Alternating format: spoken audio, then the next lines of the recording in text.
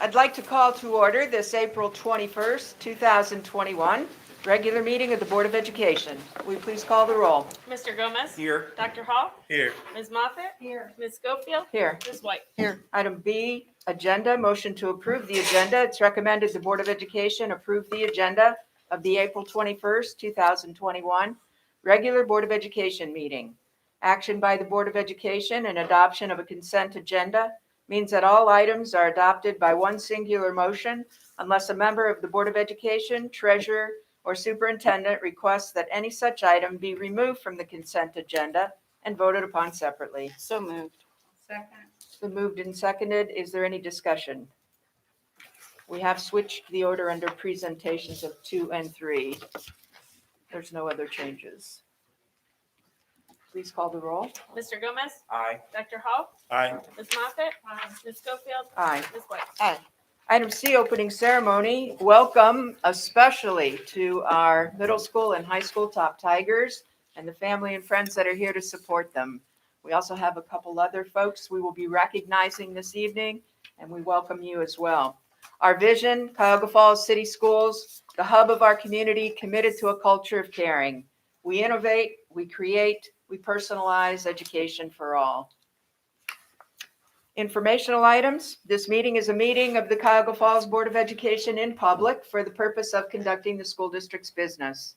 It is not a public community meeting, although there are opportunities for public participation. If an individual wishes to address the board regarding a topic found on the meeting agenda, the individual must complete a registration form found inside the attendance notebook and present it to the treasurer. Following the introduction of the topic by the board president, followed by board discussion, the individual will be recognized.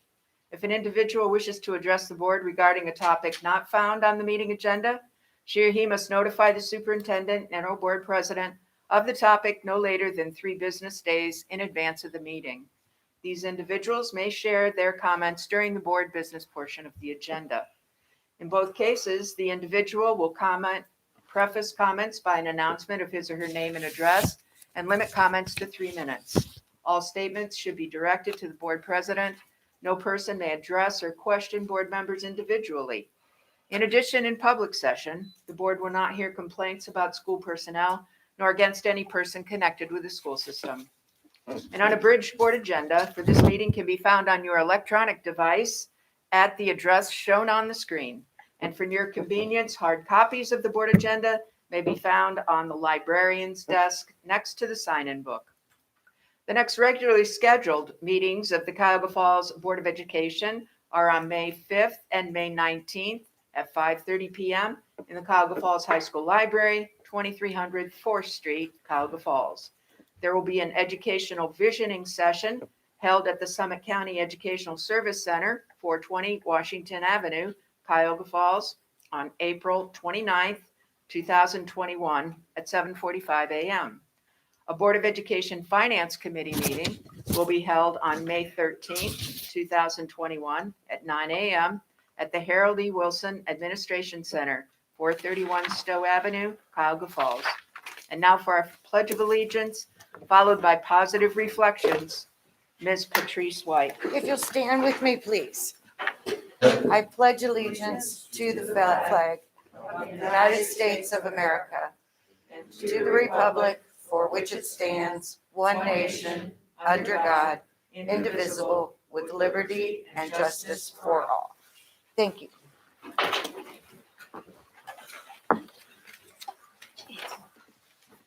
Positive reflection is kids don't remember what you try to teach them. They remember what you are. Thank you, Ms. White. Item D, presentations. Dr. Nichols. Thank you. Our first, welcome everyone. I'm glad to see you this evening. Dr. Silverberg, great to see you. Yeah. Our first presentation this evening is staff recognition, and I invite our Director of Human Resources, Ms. Ellen McClure, to the podium. Ms. McClure.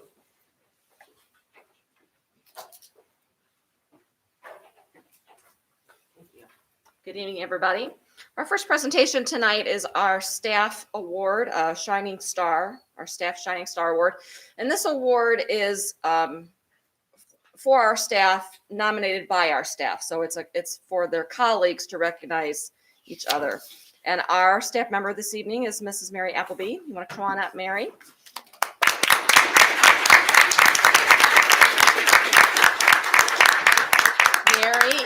Mary teaches at Bullock Middle School, and she was nominated by 3 of her colleagues at Bullock. And as I read all 3 of their nomination forms, you'll hear pretty much a recurring theme. So her first colleague says, during the past year, school and life as we know it changed due to our pandemic. My colleague and friend, Mary Appleby, a math teacher at Bullock, has embraced that change during the months before her retirement. The majority of her classes are online with the BTRLA, Black Tiger Remote Learning Academy, for those that don't know that. She is still planning lessons and utilizing many of the new online resources that are out there to engage her students. At the end of the day, Mrs. Appleby wants what's best for her students as they prepare for high school. She is constantly emailing parents to remind them if their child is not in attendance or behind on their work. As the school day concludes, Mrs. Appleby is still here preparing for the next day of Zoom with the new textbook and using those new online resources. I recently complimented Mary on her energy and efforts towards her Zoom classroom in the weeks before retirement, and she said it's all about setting a good example for her son, who I believe is here, and her students. And that's what we want from our educators. Mrs. Appleby cares about her colleagues more, or more correctly, her friends at Bullock. She willingly shares her delicious canned goods from her summer labors. She makes us masks or surprises us with other treats. She hands out chocolates as a treat to motivate us. My friends and I will miss those treats next year. I know Mary will enjoy her much-deserved retirement as she will be busy with many new projects. But during this pandemic, she has been a shining star with her commitment as an educator. The next colleague that nominated Mary, as I said, echoed many of those sentiments. I wish to nominate Mary Appleby as a shining star because she has impressed me through this very tough COVID year. Mary's retiring at the end of the year, and despite this, continues to plan and work for her kids every day. When we went to remote learning, she went out of her way to learn how to teach in this new and very different way. In addition, she's here early. It's not unusual at all to see her stay late every evening to work on planning or grading for her students. When we ask her about it or comment on it, she responds that she has to get the kids ready for the air tests. In other words, she is still working for the kids up to her very last day. And finally, her third colleague says Mary is in her last year of teaching, was asked to teach in the BTRLA for the year. Despite it being her last year of teaching, she embraced the opportunity and worked hard to help her students through these changing times. She looked for new technology that would help her students continue to grow and achieve their best. She did not let the idea of all remote hold her back, often exploring new programs or resources to help the students understand a concept. She found ways to make math come alive and connect it to real-world application. Mary also took on extra prep periods, 4th period geometry, in addition to adding a 7th grade remote and 7th grade in-person class. Even during the semester change, when the students were fluidly moving between option 1 and option 2, she would work effortlessly to make sure their transition went smoothly. Mary prevailed in the midst of a pandemic and did not allow the fact that it was her last year to diminish her desire to provide students with their opportunities. Congratulations. Thank you. So we have a couple of things for our shining stars. First is a certificate that says it's presented to Mary Appleby in recognition of your outstanding contribution to the achievement of the Cuyahoga Falls City School District students and support of our Cuyahoga Falls City School District staff members. Also a Black Tiger Pride pin. And finally, our Shining Star Award, which looks like this. It goes to all of our people. I'm going to do that so everybody can see it. There you go. And a box to keep it in. Would you like to say a few words? All I would say is thank you. It's been an interesting year. 35 years. We were talking today as I started here, went to Sill, then got moved to Bullock.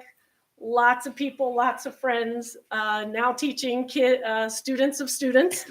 And there's been a lot of good things happen, a lot of hard things happen, and hopefully everybody will enjoy their new process and everything else next year. Well, I get to relax a little bit. Thank you.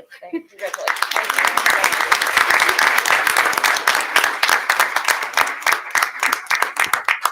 Congratulations, Mary. We made a slight change in the agenda so that everyone could meet and hear about Anna Leon. Anna, please come to the podium.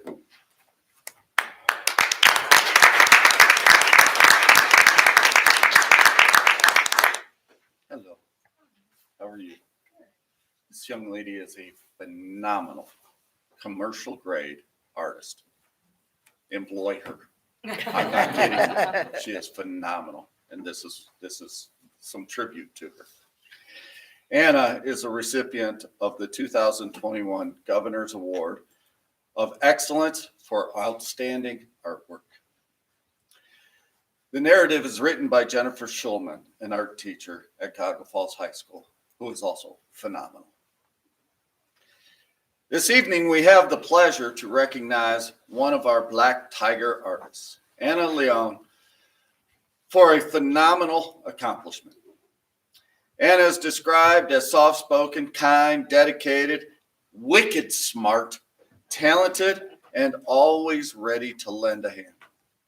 What most people don't know about Anna is that she has a secret creative identity that is ferocious. That's right. This gentle young lady is ferociously talented, intensely motivated, highly competitive, and ready to make waves in the art world right now. Tonight, we unmask Anna's creative identity with the honor to share that her artwork made the top 25 in the state of Ohio in the Governor's Art Competition. When the Governor's show ranks artwork, they do not have a first place. Being in the 25 artworks is the highest recognition you can obtain in this competition. 6,280 entries were submitted from across the state, and these entries were cut down to 1,030, with Anna's landing in the top 25. This placement is a tremendous honor. When it comes to creating, Anna has a conceptual ability to portray complex ideas in her work that are next level, wowing her audience. Her incredible dedication to her craft and steadfast motivation through this pandemic year is in itself commendable. How she focuses and persists in the creative process is unparalleled and will only serve to make her better year after year. Anna is only a sophomore, and now the secret is out. We can't wait to see what comes next. Congratulations, Anna. Come on over here.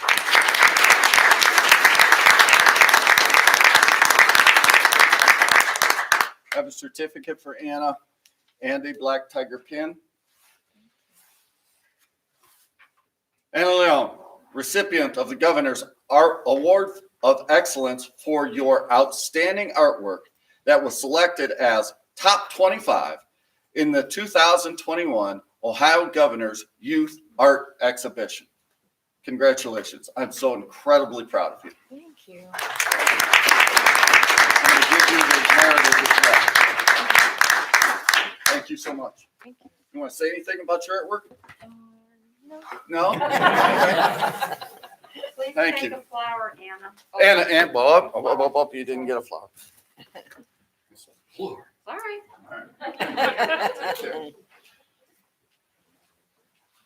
I'm not kidding, folks. She's a sophomore, but her artwork is commercial grade. So, there you have it. Now, on with the show. Isn't that what they say? On with the show, this is it? Isn't that a cartoon? So, Top Tigers. The Top Tiger Award is a board award, and it is sponsored by the Cuyahoga Falls Foundation Alumni Association. Here representing the Foundation Alumni Association, Mr. Gary Metcalf. Gary?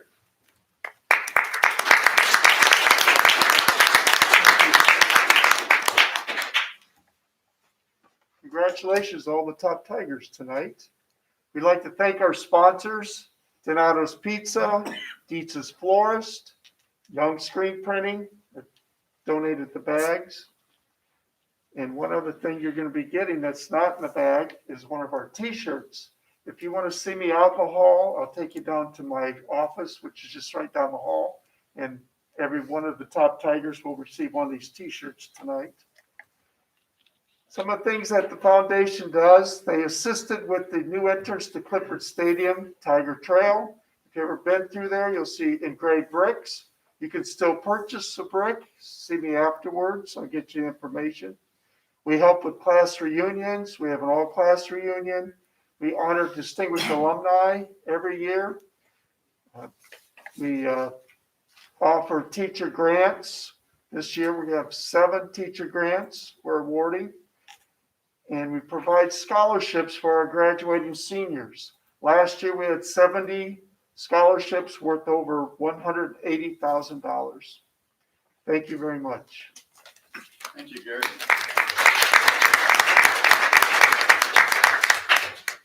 Top Tigers, when I call your name, I'd like you to come next to me at the podium. I will be reading a nomination form. Ms. McClure will give you a flower and a goodie bag. Inside the goodie bag are things that Gary mentioned. You'll get a certificate from Young's. You'll get a certificate from Donato's. You'll get a Tiger pin. You'll get this recognition form and certificate and some other goodies in there as well. So here we go. Our first top Tiger is a 7th grade student at Bullock Middle School, Ashley Fornash.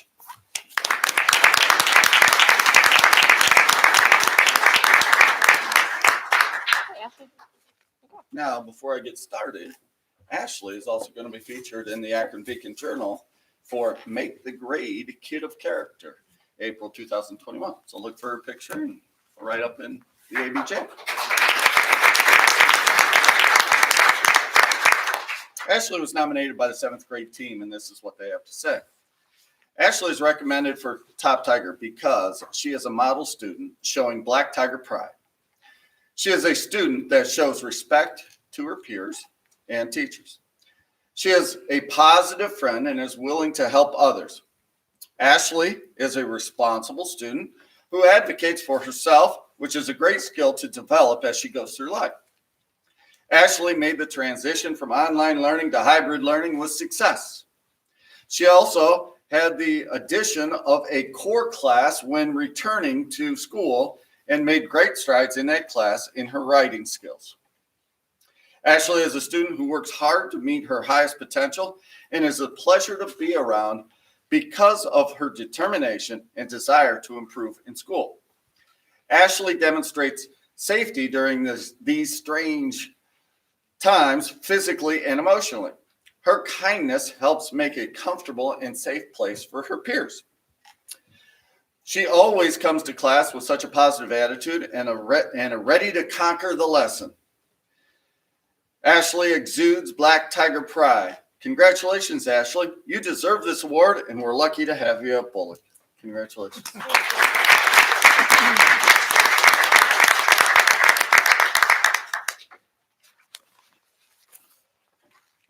Our next top Tiger is 7th grade student at Bullock Middle School, Tyler Priester.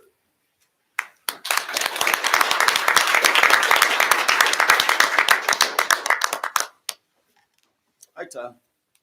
How are you today? Good. Tyler is also nominated by the 7th grade team. Tyler is a very responsible young man who comes to class ready to learn. During this difficult year online hybrid learning, when schedules changed repeatedly, Tyler rolled with every change and new situation without missing a beat. He comes to class with a smile behind his mask and a positive attitude to share with his fellow classmates. In the Zoom, Tyler can be counted on to participate and continue to strive to achieve to the best of his ability. Tyler is a pleasure to have in class and shows respect to staff and his fellow classmates as well. He takes ownership of his education and strives to make personal connections to the classroom ideas we are working on at the time. He is also the first one to offer help to others if they are struggling in any way. Tyler is a positive role model, and we are fortunate to have him as a bullock black tiger. Congratulations, Tyler.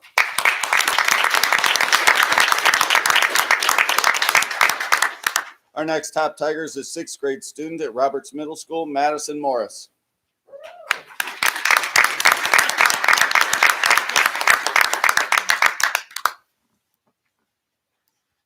Hi, Madison.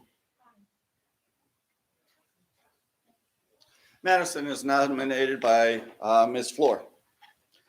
Madison is a 6th grader who has already figured out how to be successful in life. Just smile and be kind to everyone. According to her math teacher, Ms. Floor, Maddie is a kind, respectful young lady who pays attention and takes good notes. When she does not understand something, she is always willing to ask questions for clarification. Her love for math is clear, but perhaps it is more fair to say she simply has a passion for learning. So far this school year, Maddie has earned all A's and just 2 B's, showing that she is smart as she is kind. We feel fortunate to have Maddie with us at Roberts Middle School and look forward to watching her continue to be the excellent student and person we know she is. She is our top tiger. Congratulations.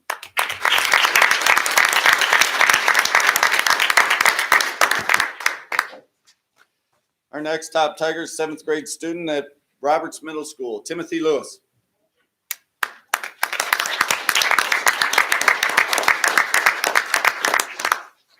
Tim was nominated by Mr. McGovern. Mr. McGovern said these words.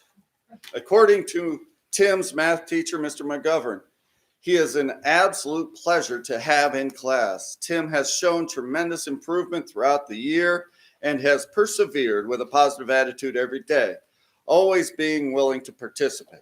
Tim's responses in class this quarter have reflected one of the standards for mathematical practice. Be precise in how you use words, symbols, pictures, and numbers. Tim always strives to explain his thinking in the correct manner while never being afraid of making a mistake. That is what makes him awesome. We're proud to say Tim is our top tiger. So congratulations, Tim.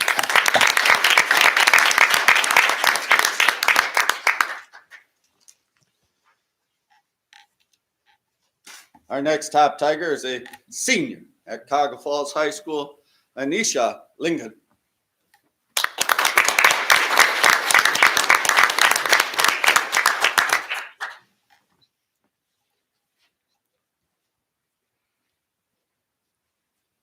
Hey, Anisha. Hi. How are you today? How are you?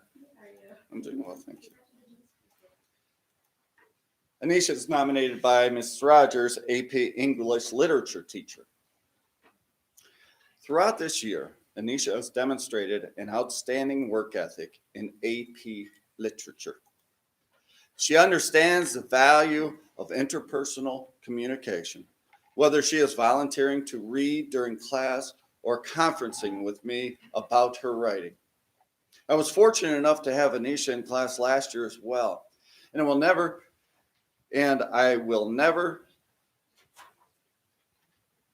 forget, I think is what she meant to say in there, forget something she wrote in one of her journals.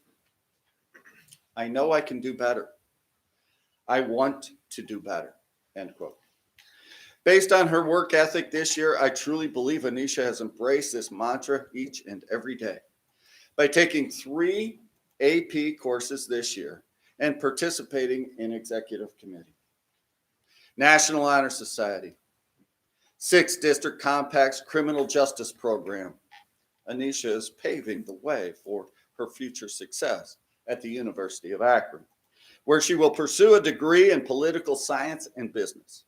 She is an excellent role model for her peers and emulates Black Tiger pride every day.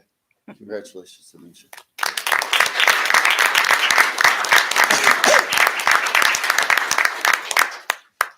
Our next top tiger is a senior at Cuyahoga Falls High School, You can tell I like my seniors, right?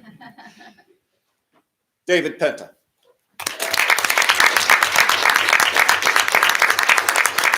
Congratulations. David was also nominated by Mrs. Rogers. In the brief time that I have worked with David in my AP literature class this semester, he has been an enthusiastic student learner. I find this to be quite commendable, especially since he was a Black Tiger Remote Learning Academy student during the first half of the year. Joining a new class can be somewhat intimidating.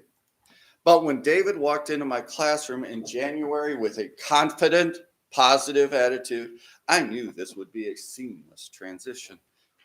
In fact, during our drama unit of study, David always volunteered to read for the role of the main character. More than anything, David understands the importance of self-advocacy and perseverance. His willingness to communicate with his teachers is commendable, and in this way, David represents Black Tiger Pride every day. Congratulations.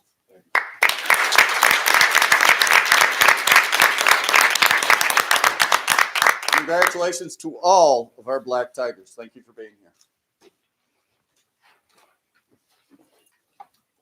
You're free to go if you like, or you can stay for the rest of the meeting if you like too.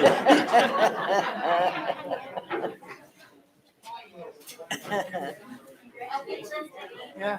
Congratulations, Dave.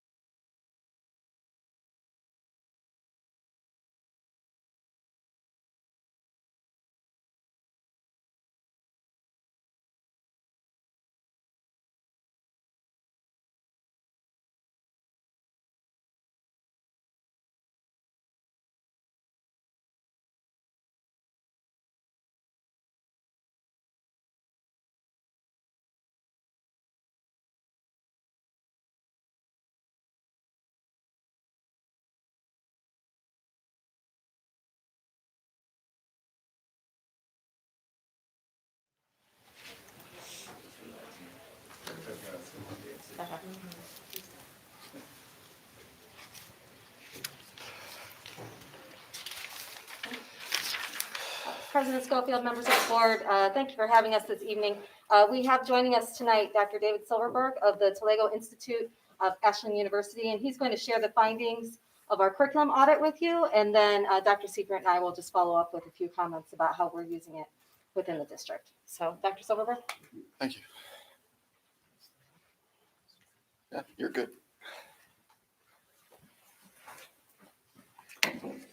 Hello, it's good to be here, everybody. That's a hard act to follow with all those amazing kids you have here and their accomplishments. And one of the things that I had the honor of being able to participate in was we call a curriculum audit or curriculum study of the district. This took place in November of 2019. And I came back and presented the results, the findings. I'm going to give an overview tonight of some of those in January of 2020. So the goal here is really to help provide information that comes from the teachers back to the district leadership and the teachers to help guide strategic planning, possibly instructional development and improvement for teachers, leadership in the instructional capacity and their ability to help and support teachers and their needs. And so I really have appreciated this process. I've done this with 37 school districts in Ohio across 20 counties. And I'm really pleased to share that really what so often comes out of this are some fantastic aha surprises around possibilities for growth. And so one key thing I say about this whenever I talk about it is this is really a growth mindset opportunity. It's not a gotcha. Nobody's in trouble. One of the key things that I do when I conduct these intakes, because it's all done through focus groups, is that there are no administrators in the room during the focus group sessions, because as much as teachers might love the administration, something about having administrators around can make people feel a little self-conscious. So that was really, we followed that process here at the district, and I think that the findings are pretty meaningful. And then when I present in this information coming back to the teachers, it's really from the teachers back to the teachers. So there are two different components of the curriculum audit. One is a curriculum study, and another is a teacher perception survey. And I'll go through those two sets of materials separately here. So if you can see on that on the screen there, it's on the opposite side of the room of where I'm facing, so you can look wherever you choose to look. At the beginning of the document, I have some commendations and recommendations. I like to call these make sense commendations and recommendations in that they just come out of what we learned from the teachers. So I'm going to go through these because I think they're pretty helpful. So for commendations, buy-in for the curriculum audit, reporting of data, high percentage of standards implemented at the full to partial level. So there's full implementation, which means all of the objectives by thematic strand are being taught. And there's partial implementation, which means some of the objectives in a given thematic strand are being taught. And then there's no implementation, which means none of the objectives in a given strand are being taught. So at this district, there are very few things that are not being taught at all. In fact, almost everything is being taught fully or partially. And I'll show you how we get there in just a moment here. A high degree of continuity of standards taught in full in the district for ELA, math, and social studies. When I say continuity, I mean there's two types of continuity, but what I mean in this context is from elementary to middle to high school, right? So there's some nice progression there. Relatively high degree of standards taught in full and elementary for ELA, math, science, and social studies. I'll show you some statistics about that in just a minute. High degree of continuity in degree to which ELA standards taught in full at the two middle schools. When I say continuity, it's between, if you will. It's not a competition. Again, this is a growth mindset opportunity. It's not a competition, but information is good, right? That's how I approach it. Information is good. So there's a high degree of continuity between the two elementary schools. Next is relatively high degree of continuity in degree to which ELA standards are taught in full across the three divisions. Next, relatively high degree of social studies standards taught in full at both middle schools. High degree of continuity to which standards are summatively assessed. And you can see that there. And I think that people have access to the report too, right? Correct. So if you'd like to drill down a little bit further into any of these areas, of course you can. I'm happy to support that in any way. Julie and Rachel have been fantastic in collaborating around the production and sense-making really of this process. A high degree of continuity to which math standards taught in full from elementary building to elementary. There are also recommendations, and so I include these. These are suggestions. They're not, I'm a third party here. I'm from Ashland University. I'm not coming in with an agenda, but based on what we're seeing, here are some recommendations that I included in here. I'd like to, again, suggest that they're make sense recommendations, and they're just food for thought, really, is how I approach it. Consider ways to move standards that are partially implemented to becoming fully implemented. I say consider because teachers, practitioners in the classroom might look at some of these standards. As we know, there are a ton of standards, particularly in ELA, but in other subjects too. It's possible to prioritize them. We used to call them power standards. So teachers, hardworking professionals might look at these with the support of the curriculum team or their principal and say, frankly, some of these are more important than others. It's okay if we don't get to these. But I think that's a professional dialogue. That's why I say consider, okay? Reflect on what could be done to improve instructional strategies to help close the gap between what's taught and what is known about student achievement. So the second bullet point I think is really important. It can be a little uncomfortable, but for all of us who love education, we know that just because we work hard and smart doesn't necessarily mean the kids are learning everything we're teaching. It's a hard pill to swallow in education, but whether it's higher education or kindergarten or high school, it's the nature of education. So if there's certain areas in the report where the teachers are reporting saying, oh boy, we teach a lot of that, but for whatever internal testing you do or otherwise observations, where you're observing that the kids just don't seem to really know it, or if teachers at the next grade level are saying, boy, I see you're teaching it, but when they come to me, they don't seem to have retained it very well. I just think that's good collegial professional dialogue about how do we close that gap, because we know you're teaching and teaching hard, but how do we help how do we help the instruction stick? Reflect on the district's plan for summative assessment. You'll see here as we go through, there's some summative assessment data. Reflect on the district's goals for implementation of the standards taught. So you'll see some statistics that come out here in just a moment. I know I'm going quickly. Thank you for going with the flow here. If you would like the implementation, the degree of implementation to be higher vis-a-vis the standards, then again, this just leads to good professional dialogue around, okay, why do we think that's important, and then how do we get there? Next is reflect on the don't know responses. Sometimes there are teachers who will respond with, I don't know. And then the question to me is, it's just a good follow-up opportunity around, what did you not know about the standard? Or what did you not know if you were teaching it or not? So that's a good follow-up prompt. Consider ways of moving standards out of the not implemented categories. Again, at this district, there are very few that are not being taught at all, but the report evidences that, if you will, not in a gotcha mode, but in a, hey, what resources do you need to get there mode? Consider if degree to which science standards are taught in full match the district's objectives.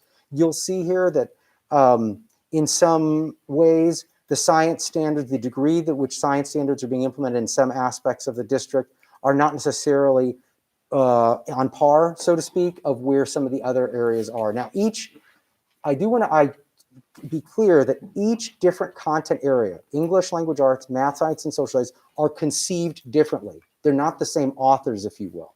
So the science standards, we know it's a different content than ELA, but the science standards are not conceived the same way that the English language arts standards are conceived. All four are conceived differently. So, okay. Could you go to the next page, please? I appreciate it. And then the two at the top there, consider ways of advancing, thank you. Consider ways of advancing content area literacy. So as you probably know, in the state of Ohio and across the country, middle and high school teachers of science and social studies are asked to also teach content area literacy in those. We're not talking about Shakespeare, right? We're talking about content area literacy in the content area, or literacy of that content area for science and social studies. For some high school and even middle school teachers, that's a bit of a challenge. Some of them have it down, others across the country, that's a bit of a challenge. So that is just as friendly feedback. I've done this with many, many districts. There are a lot of teachers where that's a growth opportunity. And so I'm sharing that here too. That might be an opportunity for teachers here too, to think a little bit more about that content area literacy piece for science and social studies.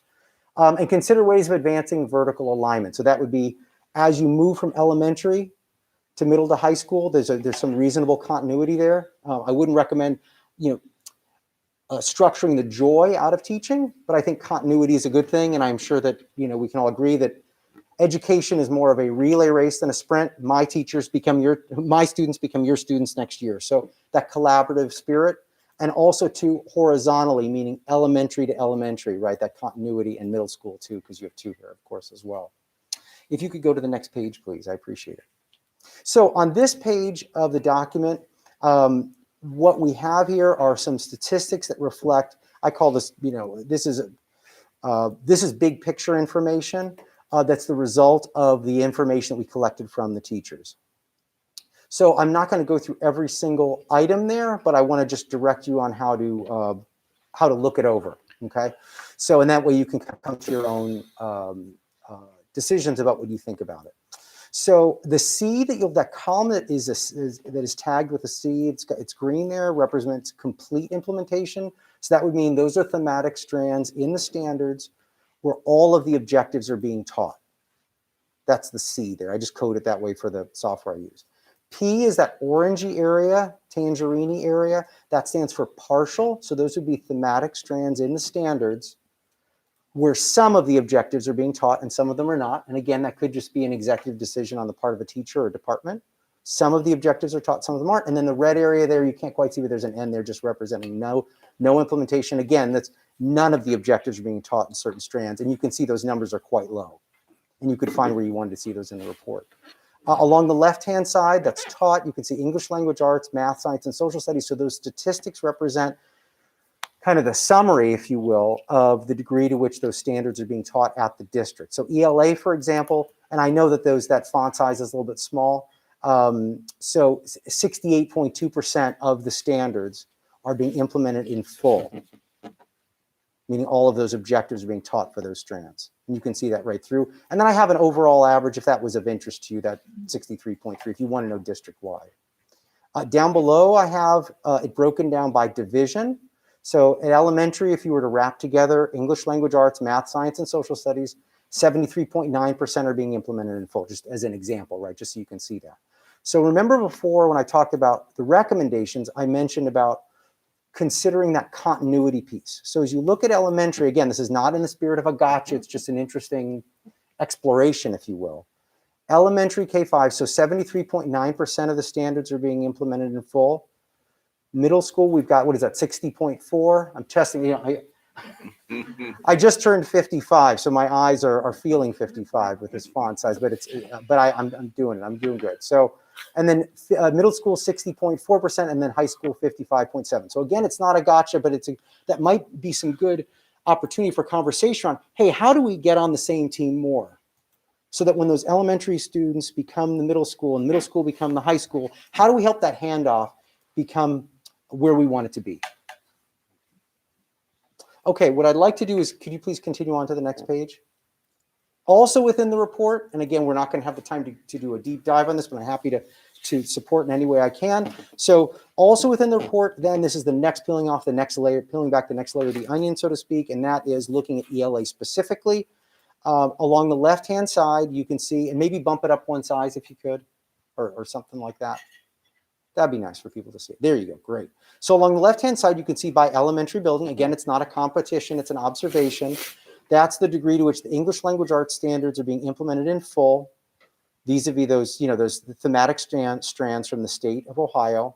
There are a lot of ELA standards, okay? You can see along the left-hand side, the elementary, what's happening at the elementary buildings, and then there's a summary there if you want to see an average, if you want to see an average, if that was of interest. The two middle schools and then an average, and then at the high school, okay? Down below there, it says assessed. I just want to be clear, we're talking about summative assessment, not formative. The teachers were asked about summative assessment. So that's, again, you can see it broken down by building. And what I'd like to do too, if you could now click over to page 51.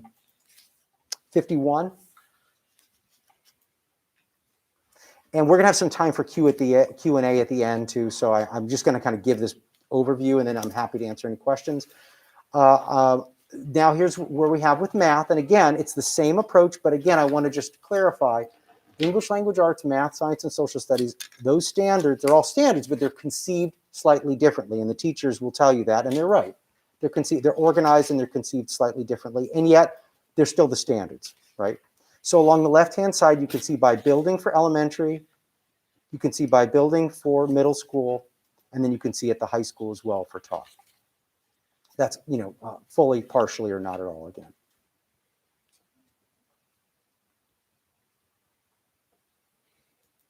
So just, So, and again, this is interesting food for thought. One can look at this and say, hey, what do we learn from this? And how do we get better? Right? Growth mindset. Could you continue on to page 81? So there's going to be more information, if you will, on this page, and that is because starting at the middle school level, the state, across the country, teachers at the middle school and high school level, as I referred to earlier, are asked to teach content, of course, for science and social studies, and content area literacy. There are content area literacy, so reading and writing for science in this case. So along the left-hand column, and maybe bump it up one size. Thank you. So along the left-hand side, you can see the buildings. That column on the left, or that chunk of columns on the left says content. So now we're talking about science. The middle column is empty at elementary because the content area literacy is in a sense baked into the standards. But starting in secondary, it's two separate documents from the state. And so if you wanted to see, hey, what's going on as far as content area literacy for science, you can see that by building at the two middle schools and then at the high school. To the far right, we're not going to be able to dig deeply right now into the statistics, but basically what I made an executive decision to weight those two groups equally to come up with a total average. The reason is there are many more content area literacy standards for science than there are science standards. And it just felt a little unfair to me to sort of, it would be skewed. So I just made an executive decision, like it or not. That's just what I decided to do. It just felt more fair. So those two are weighted equally to get a total on the right side, if that was of interest to you. Could you just kind of shift kind of so they can see? There you go. Yeah, keep going, just in case they want to see which schools were what. One of the things that districts that I've done this with have found helpful in the past is it can really help provide some strategic direction for professional development. Because so often teachers, not always, but often teachers say, hey, why is this professional development for everybody? I'm doing just fine. Now, I guess one could debate how helpful that of a response that is, but certainly this kind of a slide might give us direction around, hey, these teachers over in this building might really use some extra support or resources or material planning time to get where they need to go or where they want to go. And same thing for instructional leadership. A lot of times principals may not be totally clear on what the teacher's needs are, and this report can help provide some direction and guidance in that way. To differentiate, if you will, for professional development possibilities. If you could move on, how am I doing with time? Good? Okay. So if you could move on to page 105. Okay, so this is now the same format as science. This is for social studies.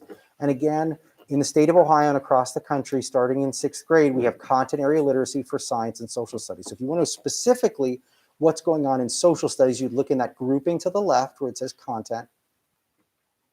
So that would be your social studies proper, the standards from the state. And then the middle column are the content area literacy standards for social studies.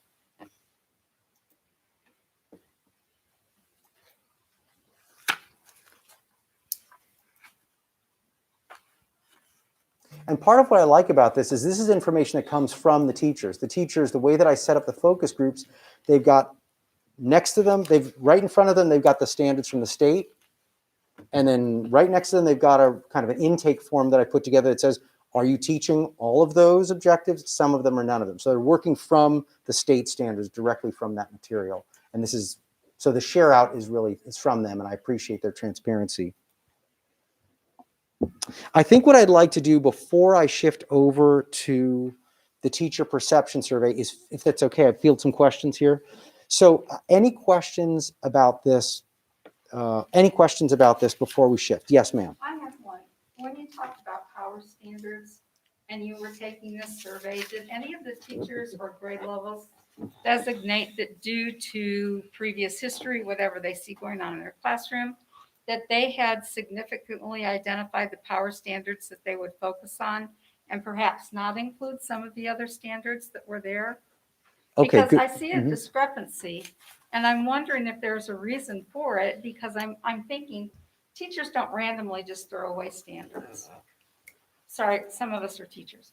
But I'm thinking maybe some of the discrepancy is based on what they found that works and their kids really need to focus on within that building, because as we know, buildings vary the needs of their kids. Sure. So I'll No. stop, but that was a question that ran through. my That's a mind. great point. And what I'd like to do is, could you go to page, I'm sorry, I forgot your name, sir. Cody, could you go to page 6? This is a kind of, I hope this gets to what you're asking. Okay, so here is a sample. It's a 130-page document. Okay, so this is page 6. So we don't have time, obviously, to go through all that tonight, but I invite you to look through it. The reason I want to bring up the slide is this is just one page out of many that shows you what kind of a guided tour of the nature of the teacher's responses by building, by subject, and by thematic strand. So for example, this is at DeWitt, okay? And so along the left-hand side are the standards. This is now we're talking about ELA. So along the left-hand side are the thematic strands from the state. Each of those strands has multiple objectives that go with it. And so just for example, I'm going to look at one here. So for informational texts, craft and structure, do you see that green? I color coded so it doesn't, so the information pops out a little bit better. So do you see that green for kindergarten? So what that's telling us is that all the teachers at that building, at that grade level, are teaching all of the objectives for craft and structure. But key ideas and details, for example, some of those objectives are being taught, which kind of leads into the direction that you're speaking to, which is, hey, let's talk about that. And it could be that that's perfectly fine choice, that, you know, the instructional leaders and the building leaders and the teachers are all on the same page saying, yes, some of that stuff's critical, some is just not that critical. But this in a way sort of points in the direction of, I call this a great conversation starter. But as you can imagine, with 130 pages of strands and content area and schools, my goal was to develop a way of presenting material that's a helpful next step, but is not so detailed that it just becomes numbing. So this is kind of where I leveraged that too, that felt like it makes sense. So my kind of short response to you is, any of those will read for sure, because that would mean teachers aren't teaching that. But certainly for the orange areas, those partial areas could lead to conversations. If some buildings, say at elementary, are teaching all the objectives, but others aren't, it could become a nice collaborative conversation around that topic. Another way of thinking of it is, if your friends at the if the high school math department is saying there's an area that we wish kids would come in better prepared for, one could look back, again, not in a gotcha way, but to say, hey, what's happening in middle school in that strand? Or at the elementary schools in that strand, and how does that impact us at the high school, right? Any other questions before I move on to the teacher perception survey? I want to be mindful about time too. Yes, ma'am. Could you briefly explain the process by which the data was collected? Yes. So teachers are grouped in what I call make sense focus groups. So that could be at the high school, if you think about it that way, the science department, right? At an elementary, it might be a K through 2 group together. But those are, I worked with the instructional leadership team here to put together what I call make sense focus groups. Those tend to be maybe 10 or 12 people, something like that. And so when they meet with me in a room, I have consultants that I work with as well if I can't be there, and who are all really strong curriculum people. And what they do is they have a copy of the standards from the state. So let's just say it's science, a copy of the state standards here, and then an intake form next to it. And then as a group, they talk about, say, all the kindergarten teachers talk about and say, okay, let's look through all these objectives. Are we teaching all of them, some of them, or none of them? And then they circle their answer. And then I put it into this kind of like mega spreadsheet software thing. And that's where we get here. So that's kind of the quick thumbnail version. Now, again, no administrators in the room during that process. Okay? Did So you design that process? Pardon me? Did you design that process? Yeah. Well, you say yes. Okay. I was just curious on reliability. If you were to redo it again, what are the chances they circle the same objectives as partial or complete? Well, I mean, that's an interesting conversation. You know, I mean, it is a social study, right? Anytime we talk about people, there are variables. Is it too cold in the room? Is it snowing outside? Did somebody have a bad day? Is somebody angry for some reason? So the short answer is yes, these are people. But in terms of the process and the fidelity and the consistency, it's pretty good stuff. Thank you. Yeah. Okay, thank you, Cody. Please hop me over to the teacher perception survey if I could. Okay, so there's another part of this. The second part of this process took place in those focus groups, but unlike the curriculum piece, this survey was, the answers to the survey were provided independently and anonymously by the teachers. So this is a one teacher with one form answering for themselves, totally silent in the room, independently and anonymously, as compared to the other. The reason why I make that distinction is that really puts a lot of power behind what we learn from it, right? So it's not a group thing. The short answer is it's not a group thing. This is individuals thinking for themselves.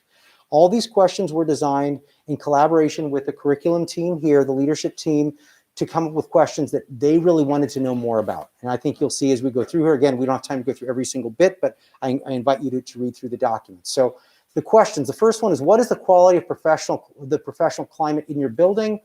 You can see the buildings identified along the left-hand side, and then the numbers that you see there are the number of respondents. So for example, at Roberts, 6 responded with excellent. Do you see that there under excellent? Okay. So again, this is silent in the room. Everybody's answering for themselves, okay? So the reason why I like this is it's not a group think like the strongest, most compelling person in the room governs the response, but it is a group think because sometimes you can stand back from it and say, hey, what are some trends and patterns that we're seeing? And if something really is different at one building than another, again, it's not a gotcha opportunity, but it's a, hey, maybe there's some professional development opportunity for the building leadership team. There's nothing wrong with that. We're all people. We all get to get better. Okay, so as a follow-up to that, and you can see down at the bottom, sorry, just hold there for a second. You see that totals column? In case you wanted to see district-wide, you could see it that way too. I just sliced and diced it in different ways in case people found it meaningful. We won't have time to go through all these, but each of these questions has a follow-up related to what could be done to improve, because again, this is in the spirit of growth. So feedback from the teachers. And so for each, this was a qualitative part where teachers wrote out their answers, what could be done to improve. And then by building, we summarized, not we as a focus group, but for me and for the team that I have that crunches the data, we summarized to get the gist of what people were saying. Because again, if I gave people hundreds and hundreds of pages of responses, chances are most people other than 2 or 3 would probably not read it, right? So I tried to summarize it, get the gist of it, and then I would pepper it with quotes if it seemed instructive. Again, the goal here is for growth. So if you could move on to question 3, please. Again, I invite you to read through those at your leisure when you can, if you're interested. How effective is professional development at the district? Again, you can see some numbers there. This is number of responses. Am I good? Okay. Number of responses.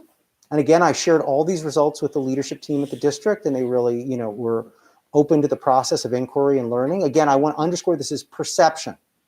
And getting back to your point, this is the perception, and perception is powerful. One could say they're wrong. Okay, I mean, anybody can say anybody else is wrong. Not that that's a nice thing to say, but one can think somebody's wrong. But yet, to me, there's a lot of power in understanding what the perception is. Does that make sense? Like, I may think I'm right, but if I'm perceived as not caring, or I'm perceived as whatever, then it's helpful to know that so I can work on that with people and say, hey, I got this out of the report. How can I get better at this? Or how can we get better at this? Okay, so let's move on to question number 4. Again, we're not going to go through all these, but basically that's a follow-up. What could be done to improve professional development at the district? Okay, let's move on to the next one. Next, how would you rate the impact of early release time on improving your instructional practice? So again, these questions were all generated with the leadership team about areas that they wanted to know more about to inform direction and attention. So very impactful, somewhat impactful, not impactful. So these are teacher responses, of course. So 9, 54, 122, 102, you can see them right there. Okay, 6 is just a follow, not just, 6 is a follow-up to that. What could be done to improve? Okay, let's keep going. Thanks for your patience. There's 12 questions here. What's the quality, thank you. What's the quality of instructional leadership at the district?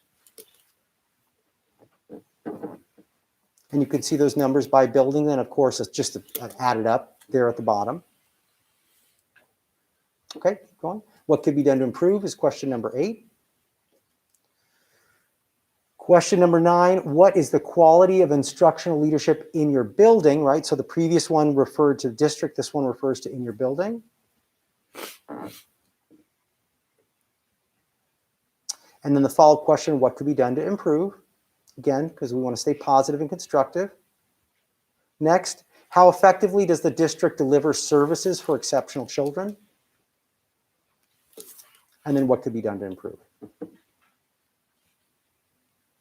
So any questions about that process or what came out of that? I know we're going super quickly. I apologize, but I do want to stay with time here. Any questions about that teacher perception survey? This is the report. Just a comment. Yes, please. When I first read through the teacher perception survey, found it very interesting because, these are the teachers, but the conversations that I have with our families in the districts about these same topics model these results one-to-one, almost universal. Got some people here, some people, but reading through it just felt like this really well reflected not just our teachers' feelings, but a lot of what our families say as well. So interesting. that made it feel very accurate to me. If there were Good. any doubts in my mind, it really cemented. Outstanding. Well, good. I appreciate that feedback. I'm happy to hear that. I don't do any triangulating. I don't go out into the community unless the district asks me to. I don't do that. I don't look at test data from the state. I try to kind of just go in with tunnel vision and let those connections happen organically. And I think that's really helpful. That's really interesting. Thank you. I really enjoyed working with Julie and Rachel. And I think is there the slide you'd like to have us connect with here? Would you mind, there's a Google slide there. Thank you.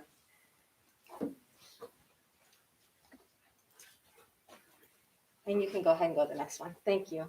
So Dr. Sievert and I obviously have looked at the curriculum audit ad nauseum.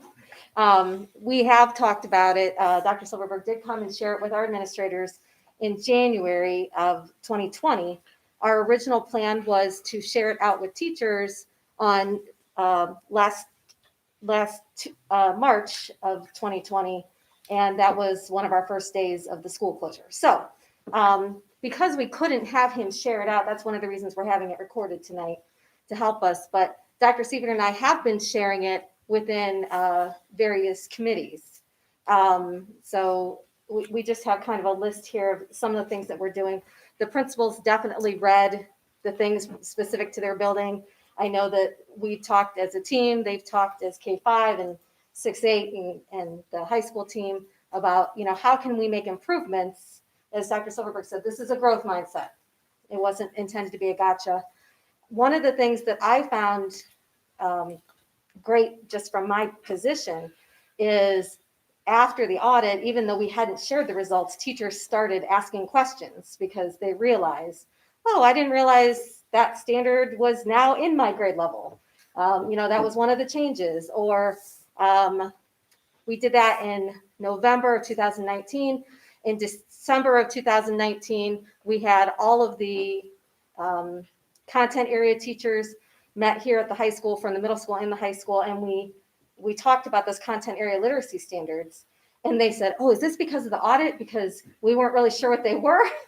Well, no, it was part of a different conversation where we had realized some of the teachers were really clear on what those standards were and others weren't. And the biggest catch with those is they're included in the ELA standards from the state, even though they're actually science and social studies and technical education standards. And so we called everyone here. We had a discussion. We had their ELA teachers here as well. And then we started that process of what do we need to do to help improve that, which is great because that goes right along with our focus book, where we're talking about more reading and writing across the curriculum. Is it perfected? No, it is not perfected. It is a discussion that we started, again, a year ago, December. And then when we went remote, really, we've been focusing on how can we support teachers and families and that sort of thing. But as it shows at the bottom, I was talking about it with our math curriculum committee for 6 through 12, Dr. Seifert. So I've worked using the curriculum audit with our science committee and our literacy committee. So we have taken the curriculum audit and kind of spiraled it through over time, which is one thing we've done with a lot of different kinds of information, just to keep bringing it back into their thoughts, into their minds. I would say the largest takeaway is that the teachers use it as a springboard for conversation. So it's not necessarily what's there, but it's the conversation that is born from that and where that conversation goes. What did this mean? What did you think it meant? I thought it meant something else, because they're talking across the buildings when they're in these committees. So that conversation becomes very powerful because they're able to build on their experience that they had in their focus group.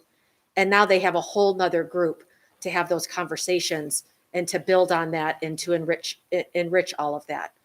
So then to couple with that is all of the work that they're doing in the committees, right? So once we have that layer and we're talking about the standards and how we're interpreting them and how we're teaching them, how we're talking about them, then they're taking the research and they're adding another layer. And so that folds in that whole conversation, right? So then they're taking all of that and they're adding the practical piece of what they're doing in the classroom. So that's the power to me of all of this. I'm a fan of qualitative research. So listening to their conversations and hearing how those extensions are born and what they're doing with them when they're thinking, to me, that's where the power is. because then you take that and then in a few weeks later, you do it again. And then you start hearing them being able to build on the knowledge that they had from the start. And you just keep hearing it grow and grow and grow. So to me, that's the power of the curriculum audit. In addition, we had to look at things from the district standpoint. And some of the feedback that we received on the perception survey specifically had to do with what people did or did not see from us as instructional leaders. And so in our college and career readiness team, we meet every Tuesday, which is new. In the past, we did not meet once a week, but we have been meeting once a week.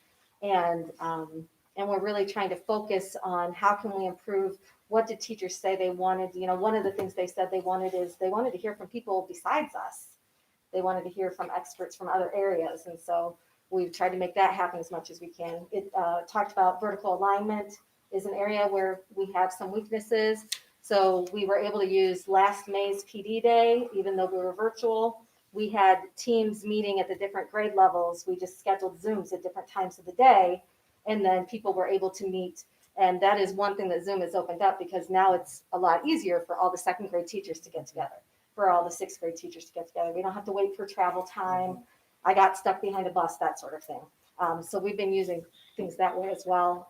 In addition, Ms. Bogdan and I have started a couple of book studies for the summer with high school teachers. One is specifically just for the ELA teachers, and one is for any of the other content area teachers that want to be involved, to begin talking about literacy, diversity, equity, and inclusion, kind of tying together all the different things that we've been doing. And one of the reasons that came about was discussions about what do we need, what are we still missing based on the curriculum audit. So do you have any questions now that you've thought about it for Dr. Silverberg or for Dr. Seifert or myself?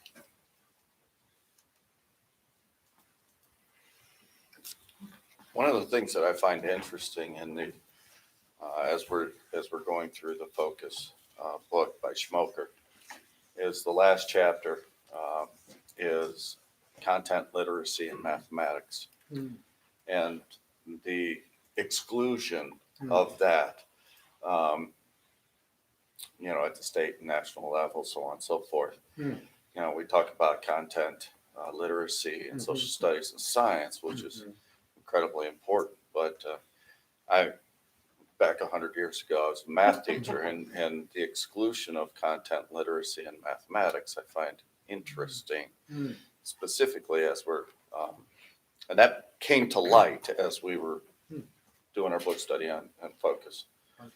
So next up, they'll be leading with Focused, through Schmoker's work as well. Yeah. So, Well, and maybe the state will start going in that direction too, of literacy for math. And perhaps. can I piggyback on what you said? Yeah.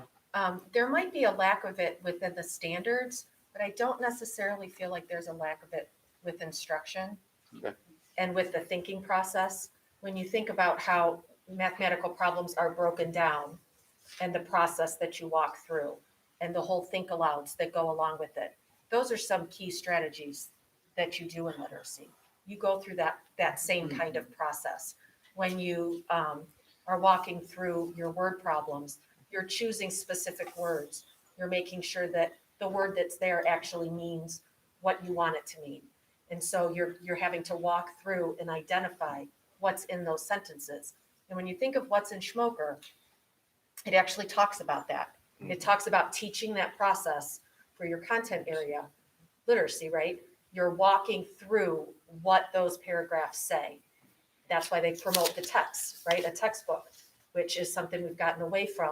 But Schmoker's saying you need to use that and you need to teach how to read that. So I would say that there's a lot of that goes on in math. That's just my opinion.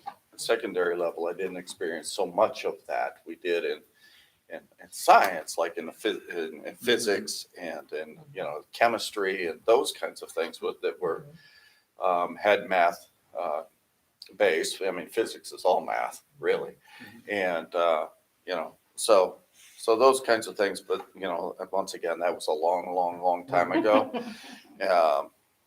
One of my courses at the university, my undergraduate degree was not a typical math book. It was essentially a novel, and it was all about, concepts, in particular, the concept of infinity, and so one of the things that we had to answer is if an infinite hotel is full and one more person comes to the door, is there a room available? And so it just causes you to think, right? And that's what I when I think about literacy and the uses of literacy, particularly outside of ELA, it just deepens the thought process. And not only when you read, but then when you have to write and communicate. Yes. It just makes you think in a different way. So anyways, those are just my thoughts. Love it. Thank you so much Thank you. for joining Thank you us for this coming down. evening. Thank Appreciate you it. participating or for conducting the Sure. audit for us. I think having a third party was Yeah. essential for this process at this point in time for our district. And I appreciate your efforts here. Thanks, good to be here. So do we give like an elbow? Well, I can, and for individuals that just turned 55. Hey, go 55. I'm out. So, Thank you, Dr. Thank you. Silverberg, Take Dr. care. Seifert. Be Mr. well, Downs. everybody. Thanks for your help. Item E, Treasurer CFO's business consent agenda, and this is Christy Stoikoi. I'd like to recommend that the Board of Education approve all items listed in the treasurer's consent agenda. So moved. Second. It's been moved and seconded. Is there discussion? Yes.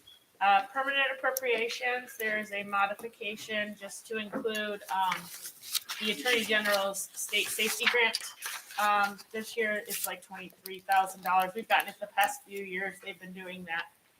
So that's the modification there. And then you see the advances going back to, general fund from food service now. As I mentioned before, we were able to, offset some of the, salary and benefit costs of the employees in food service because of the loss of revenue with our ESSER funds. So, we'll talk a little bit more about that when we get to the reports later, but those are the two main things there. Thank you. Roll call, please. Dr. Hall? Aye. Ms. Moffett? Aye. Ms. Schofield? Aye. Ms. White? Aye. Mr. Gomez? Aye. And now item F, your regular business. I'd like to recommend that the Board of Education approve the March 2021 investment schedule and monthly spending report. So moved. I'll second. It's been moved and seconded. Now your discussion. Let's look first at the, let's look at the March interest on there. Can you pull that one up? Yeah, that one. A little better this month in March, as you can see. One of our better months this year since November. So we received a little more. I met with Red Tree Investments this past Friday. They came out for a couple of reasons. One, because of where our cash balances are at, we're going to transfer a little bit more money over to them from Star Ohio. Star Ohio is just not giving us as much. While the rates aren't great, it's going to be similar, if not better, than what Star Ohio is giving us right now. The second reason that we met is in regards to the sale of our bonds that are coming up and the investment of those funds. So Ryan Nelson, who was out before when we first invested with them, is going to come to the June 2nd board meeting to kind of give you guys an overview of, it won't actually be done at that point, but he's going to give you an overview of what we'll be doing with those funds once we do get all that money and how it needs to keep separate for certain things and how that's all handled. So he agreed to come and give a little presentation on that for the June 2nd meeting. Great. And then, okay, we can go out of that. Let's do the 006 monthly cash flow, please. Okay. So food service. So our revenues at the top is $100,000 in March.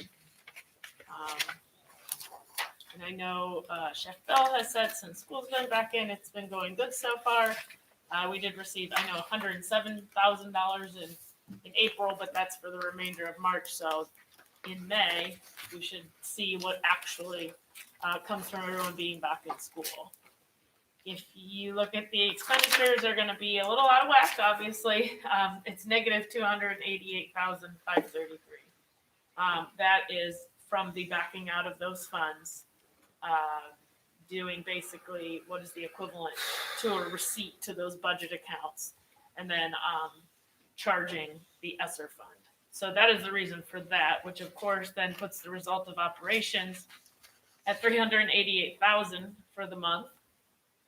And then, so the overall net then becomes, 355,758. Now this still includes the $200,000 transfer because this was at the end of March and the approval to transfer it back had not happened yet. It will happen. It will be reflective in the April reports next month.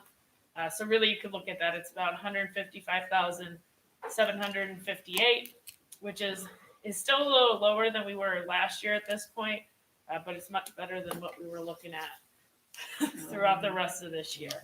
So I know Chef Bill was very happy that I finally found someone to validate that we could do that. It was kind of hard to do, but I know now they're looking at that. And we had a treasurer's committee meeting with Neonet today, and person who's on like the audit committee has said they're getting the okays kind of for everybody. They did the one for food service. Now they're just making sure with athletics, because that is another one. He's still in the positive, but we are down to like $10,000 in cash. He's going to make it, but there is a substantial loss of revenue there as well, probably about $100,000 when I average out like the last 3 years. So, like I said, Is this like gate receipts and, Yes. Okay. I yeah, see. mostly gate receipts. And those are reimbursable, so to speak, through ESSER? Yes. So yeah, then they're getting it all together to make with ODE and the auditors, but they're just awaiting that final word that it's okay. They've said yes, but they're coming out with like an actual. Here's the memo to everyone that this is okay. So yeah, it would be because they still have all the same expenses. But as you know, most districts ride their 5 Friday night football games, for their entire athletic fund. And there was nothing there. Can we tell them we made $500,000 per game, every game? I wish. They'll look back though. Oh, darn. Daggone auditors. So that's where we're at. So food service much better, and then we should not have any issues the rest of the year. And then we can look at we can click out of there and then do the 001 monthly cash flow. And you'll see here too why we were kind of why we discussed it, Red Tree moving some more money there. So March revenues were around 7.6 million. Pretty on point, a little fluctuation, but again, that's timing of these settlement payments that we get. Expenditures have been pretty consistent this year. We were at 4.3. That's really, really on par with the last few years. So a net result of 3.3 million for the month of March. And then that brings our cash balance for March up to a little under 23 million for general fund. So that is the reason we have some money to not spare, but we have some money that we can put without having to need it to be liquid at this point. We have enough that we will still have enough to remain liquid, have money for emergencies, but still be able to invest a little bit more than what we're investing now going forward.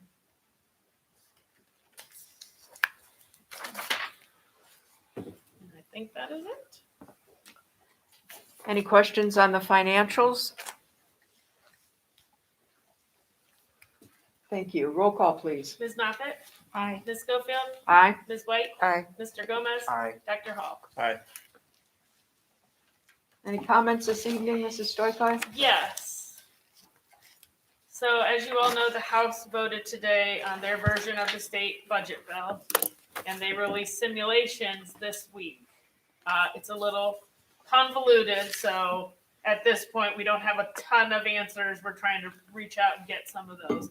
But a little background would be the governor's his original proposal was to keep everyone the same. And then we would have received about 1.8 million in student wellness and success funds over the biennium. About 750 next year and 926 the following year. So when the House introduced their budget bill, they included Fair School Funding Act as part of their school, their school budget for this.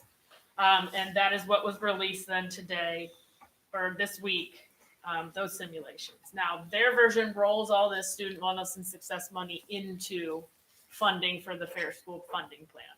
So there is no separate student success and wellness funds. It is part of this. So what they had given us was, before reductions, before net of all of our transfers to community schools, XYZ, we were about 15.4 million from the state. Fully phased in, if the plan is fully phased in, which at this time, that is not what is in the budget bill. It will be a phased in process. But if it was fully phased in, we would be at 16.1 million. So that's a difference of about 650,000 per year for us. For the phased in, we would receive 15.7 million next year and 15.732, so another 16,000 a year after that. So the first year is a $243,000 increase, and then the following year is a $16,000 increase. So in total, you're looking at about $500,000 total for the 2 years, increase from where we were. It does not say in here, and I asked the question today because part of the Fair School Funding Plan was that there were not going to be all those transfers to different community schools. Right. So I'm not sure if the fully phased in amount that they're putting here is inclusive of those or not inclusive of those. So that would make a difference. I assume it's net of those because they're comparing it to the one that's net of them. But it doesn't say that 100%. So that's something that we're checking in on. And in this scenario, unfortunately, while getting the formula of the Fair School Funding Plan in place is a good thing, we've lost money compared to what the governor has proposed because of the student wellness and success. Even if it was fully phased in. It's still not the same amount of money. So there's obviously a little bit of a ways to go, and the Senate is not going to be as generous. They really don't want anything to do with the Fair School Funding Plan. So it will be interesting to see how this continues. But this is not, and yes, it's an increase, but losing our student success and wellness to roll it in here is fine if we're going to actually implement what was originally the Fair School Funding Plan. It should be much more than what they have presented, even at the fully phased in. So kind of a double-edged sword there of having that actual formula, and this is the first time anyone's actually tried to tackle this in a long time and really look at it, and the House saying okay and they agree, but the actual dollars on the paper of how they're going to fund it and how much is going to be funded is lacking. So if this holds, that would eliminate the guarantee and the cap. They're still there. You have a guarantee, so you cannot get any less than you did before. That is part of that. As far as the cap, That I am not aware of. That really hasn't been totally mentioned. They will they're going to hold harmless. You're not going to get any less than you got basically fiscal 19, in that, because that's what they're basing this original number of what your state funding was, because that's the last time it was truly calculated. And then we've had the reductions the last 2 years, so it was fully funded back on FY19, which is when we last had the formula. So no one will lose money, but it's interesting to me because some of these that fully phased in lose money, but partially phased in gain money. So I'm not really correlating that. Woodridge is one of them. If it was fully phased in, they lose money, which they wouldn't really lose money. But at the partially phased in, they're gaining money. So somewhere It between depends on what parts are being phased in. it depends on what's being phased in and what's left to be phased in. But if Well, you're going to phase it in, then you can't. The good news that the formula is possibly going to be implemented, Yes. Stabilizes the budget for the schools, which is Yes. good. It would be even better if they took out all of the payments off the top, and this money, what they're projecting in these situational kinds of, I don't know. Yeah. Whatever you call these sort of simulations, I guess, Yes. And already had that removed, then I think we could Yes. definitely see the benefit. Yes. But other than that, what we would have received under student wellness, that's almost completely eliminated. Yes. Yeah. And It's yeah. I mean, it's a nearly little bit nearly under that, eliminated. so it's Yeah, and I mean, and the caveat even on these spreadsheets they send us are, changes between estimates and actual aid may be significant, especially for individual school districts. Mhm. So The latency. Yeah. that's kind of where we're at right now. So it's like I said, and like you said, it's the actual formula and the way it was developed and all of that becoming part of the framework. The framework itself and the idea right. and the philosophy is a great thing. The funding for that plan is not so great at this point. Right. Well, thanks for looking into that and giving us an update as of where things are today. We know that'll change, but it's always good to keep current with that. Any questions or comments for Ms. Stoikoi before we move? Item G, Superintendent CEO's Business Consent Agenda. Dr. Todd Nichols. Thank you, President Schofield, members of the board. It's recommended that the Board of Education approve all items listed under the superintendent's consent agendas. So moved. I'll second. Been moved and seconded. Any discussion? I'd like to thank the Board of Education and particularly Ms. Schofield, as well as Ms. Stoikoi and Ms. McClure for all their hard work they put into the leadership handbook and also the support personnel handbook that's on the agenda today. A lot of time, effort, and energy went into it, and I think we came out with good documents. I believe that to be true as well. Any discussion, board members? Roll call, please, Mrs. Stoikoi. Ms. Schofield, Aye. Ms. White, Aye. Mr. Gomez, Aye. Dr. Hall, Aye. Ms. Moffett. Aye. Item H, Superintendent CEO Business. Thank you, President Schofield. Members of the board, it is recommended that the Board of Education approve the payment of a stipend for training and professional development to train staff members to administer the COGAT assessment at the rate of $34.48 per hour, to include but not to exceed 4 hours of participation for the second semester of the 2020-21 school year, to be paid from Title IIA funds. Then the teachers are named below. So moved. Second. Moved and seconded. Discussion. I obtained some additional support information that might be of interest to the board members.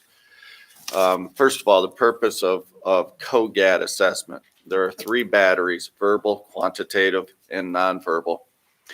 The batteries appraise inductive and deductive reasoning abilities and also specific reasoning abilities that are unique to the battery.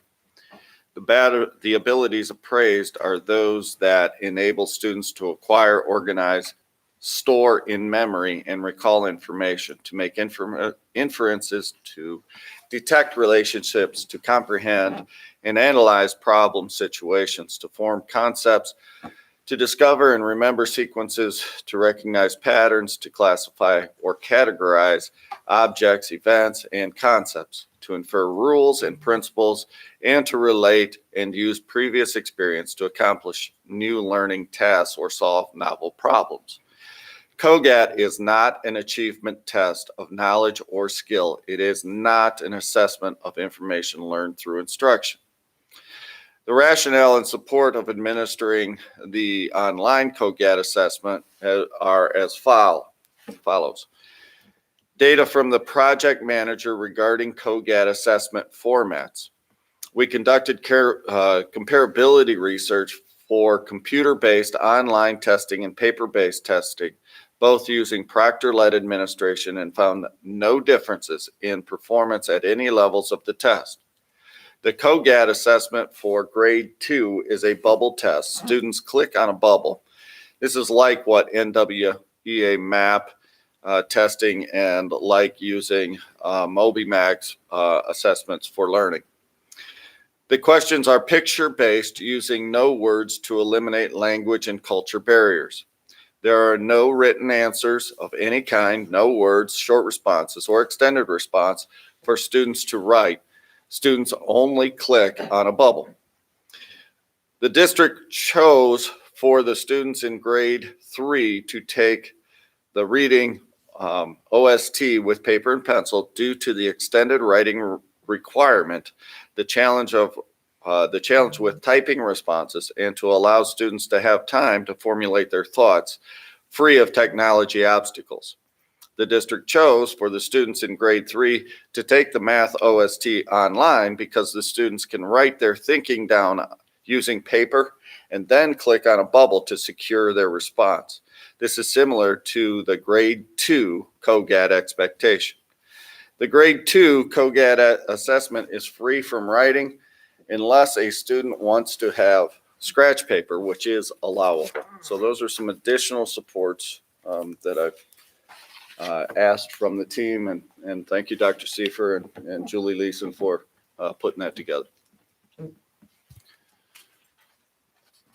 Any questions or discussions from the board?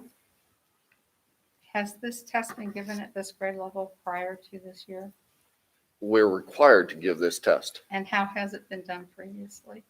The same manner? No, this would be the first year we're doing it online.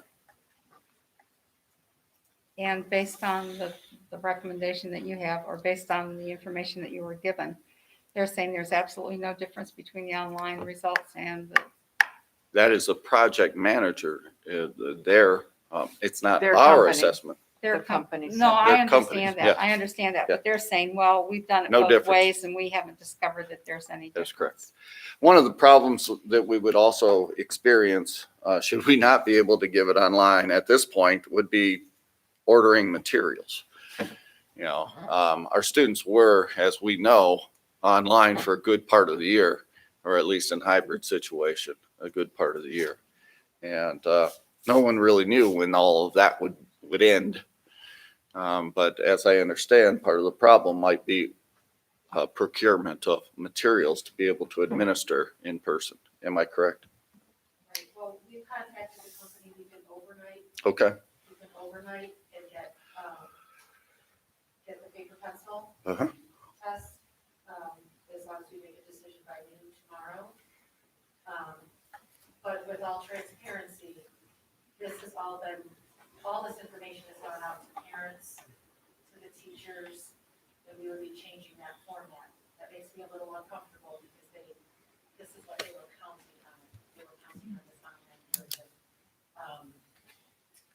I do what pleases the board, or what pleases Dr. Nichols. I'm not a fan of changing directions on parents so quickly. That's stressful to them. Students have been prepared, knowing that they're going to be taking an online assessment. So changing directions for students, that's a stressful thing as well. But I can make it happen, and I can make it happen so that the testing dates are not changed. This has been something that has been in our notes and planned. We made this decision in December so that we can keep moving forward with this plan, because we were trying to do our best to fit within ORC and make sure we were still assessing our students within the K-2 band. We eliminated the 5th grade assessment this year because they can take it in 6th grade. So next year we'll have grade 5 and 6 take it, so that we have students in the grades 3 through 6 going to be assessed according to the law. And then again, we would have to test grade 2.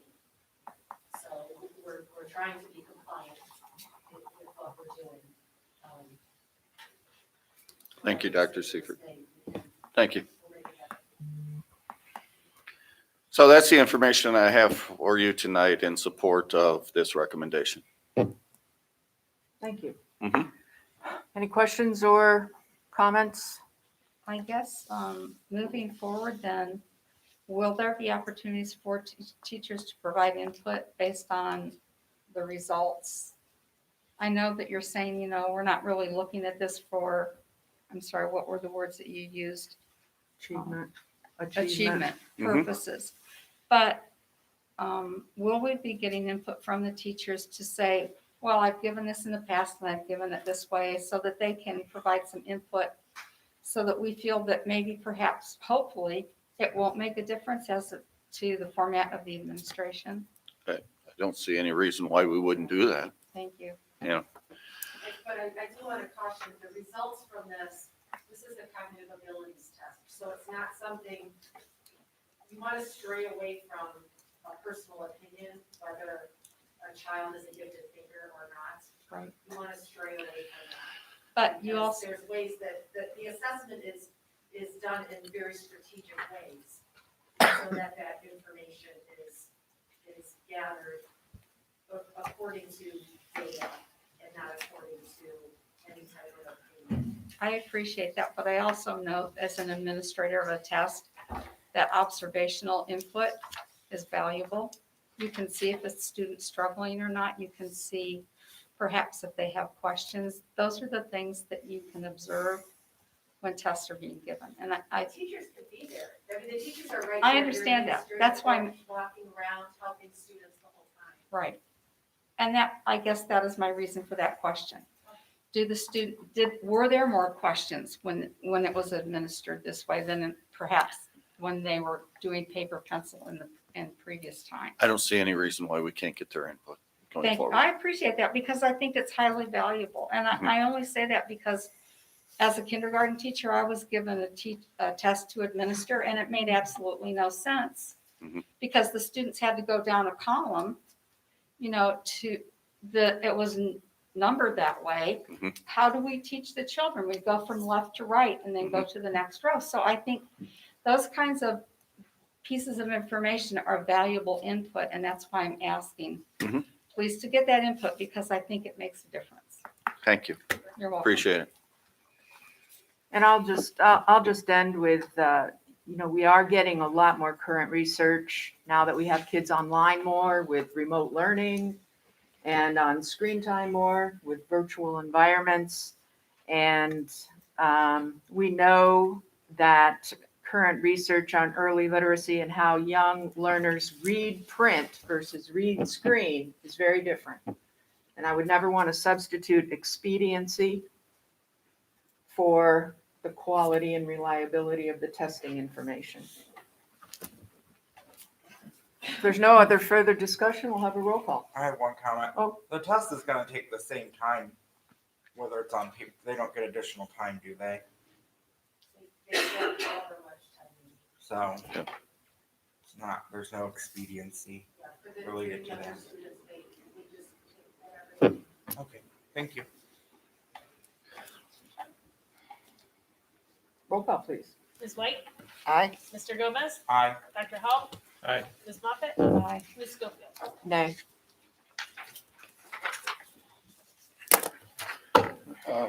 Coach, I'm gonna pull up my piece, and had a clicker. Ms. White, you asked me to walk through the recommended report card changes.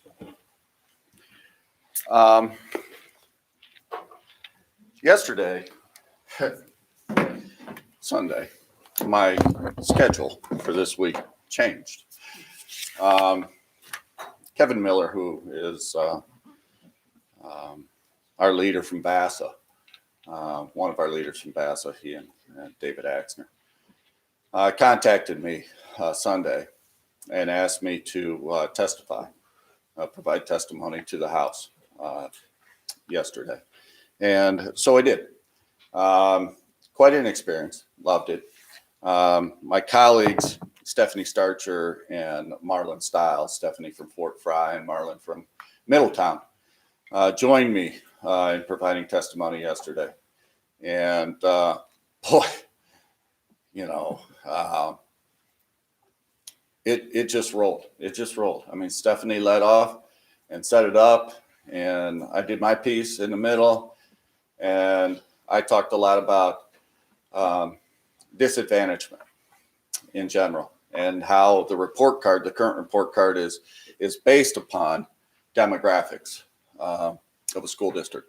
And then Marlon just jumped on it and took them down the road of equity. I mean, he went down the road of saying school district 1 does this, school district 2 does this, 1 does this, 2 does this, and it's exactly the same in terms of programming.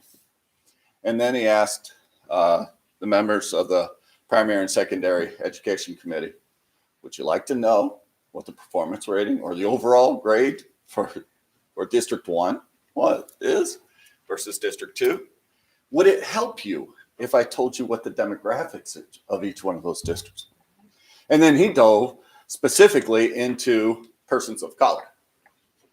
You know, and one of the things that I have going on right now with Chris Shaw, quite frankly, preparing for the next time that I'm asked to provide testimony, which providing testimony on this subject to the House is one thing. Providing testimony on this subject to the Senate will be a whole different ballgame. And so in preparation for that, what I'm doing is diving into some of our data and the data that I've experienced over my 14 years as superintendent. And because Bucyrus was 80% students economically disadvantaged and 20% students with disabilities. So when you take a look at your students that are disadvantaged, my null hypothesis, if you will, using the scientific method, my null hypothesis is if you are economically disadvantaged, you have a greater propensity to be a student with disability. You have a greater propensity to be a student of color. You have a greater propensity to be less advanced in terms of student achievement. But do you have a greater propensity to grow less? So our core business, of course, is achievement and growth. And what I think, and I am going somewhere with this, what I like about what we've recommended here is you're going to see more of a fair report card because it does provide opportunities for both achievement and growth. When it's all based on achievement, you've automatically set the table. You set the deck. You know, Akron's going to be here, Revere's going to be here, and that's just how it's going to be. You don't even need a report card. But if you start to allow for achievement and or growth in the components and in the measurements, that's a game changer for school districts that have high percentages of students that are disadvantaged. So I I won't bore you with the details. I can provide you with my testimony. I have extra copies here. Huh? I read it. You read it online already? Well, that was a quick version. So we had to submit by 4:00 yesterday, right? And I didn't know anything until Sunday evening. I got off the golf course and, I get a message from Kevin Miller. Hey, can you do this on Tuesday? Oh, by the way, you have to have all your stuff submitted by 4. And oh, by the way, we had staff engagement all day on Monday as well. So while the staff's engaged, I'm back there trying to do some research and write and so on and so forth. So this is a little better version. Okay. The final version, is in my notebook, actually. So, Thank and Dr. Hall, I don't claim that this is the best written piece. It was a speech and done as quickly as I could do it. Dr. So- Nichols, do you think that there was a light bulb moment for any of those legislators? I will tell you that there were several legislators that met us out in the hall afterwards. And there were fist bumps and elbow bumps going around. Okay. That's what I can tell you. And I will tell you that Kevin shared with us today. Boy, he would have hated to be Ohio Excels or Fordham Institute coming out after us. Yeah, it was pretty powerful in terms of just how it rolled. So that being said, I won't bore you with. I appreciate my CCR team. I appreciate Ellen and Sandy.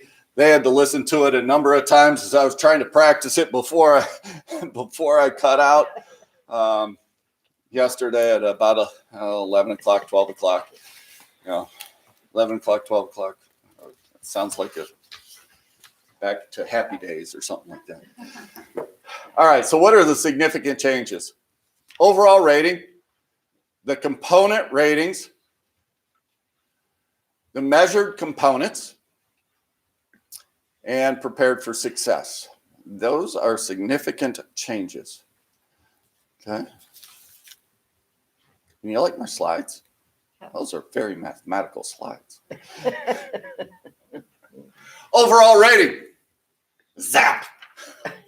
It will no longer exist if we have our way. It will be eliminated. And our argument is once people get that overall rating, they don't look at anything else. And it makes it much more difficult to explain. And frankly, it puts us in a position of sometimes being defensive. So that's that situation. We're trying to get away from the overall rating. In terms of the performance ratings for each of the component measures, the current law, as you know, is an A through F system.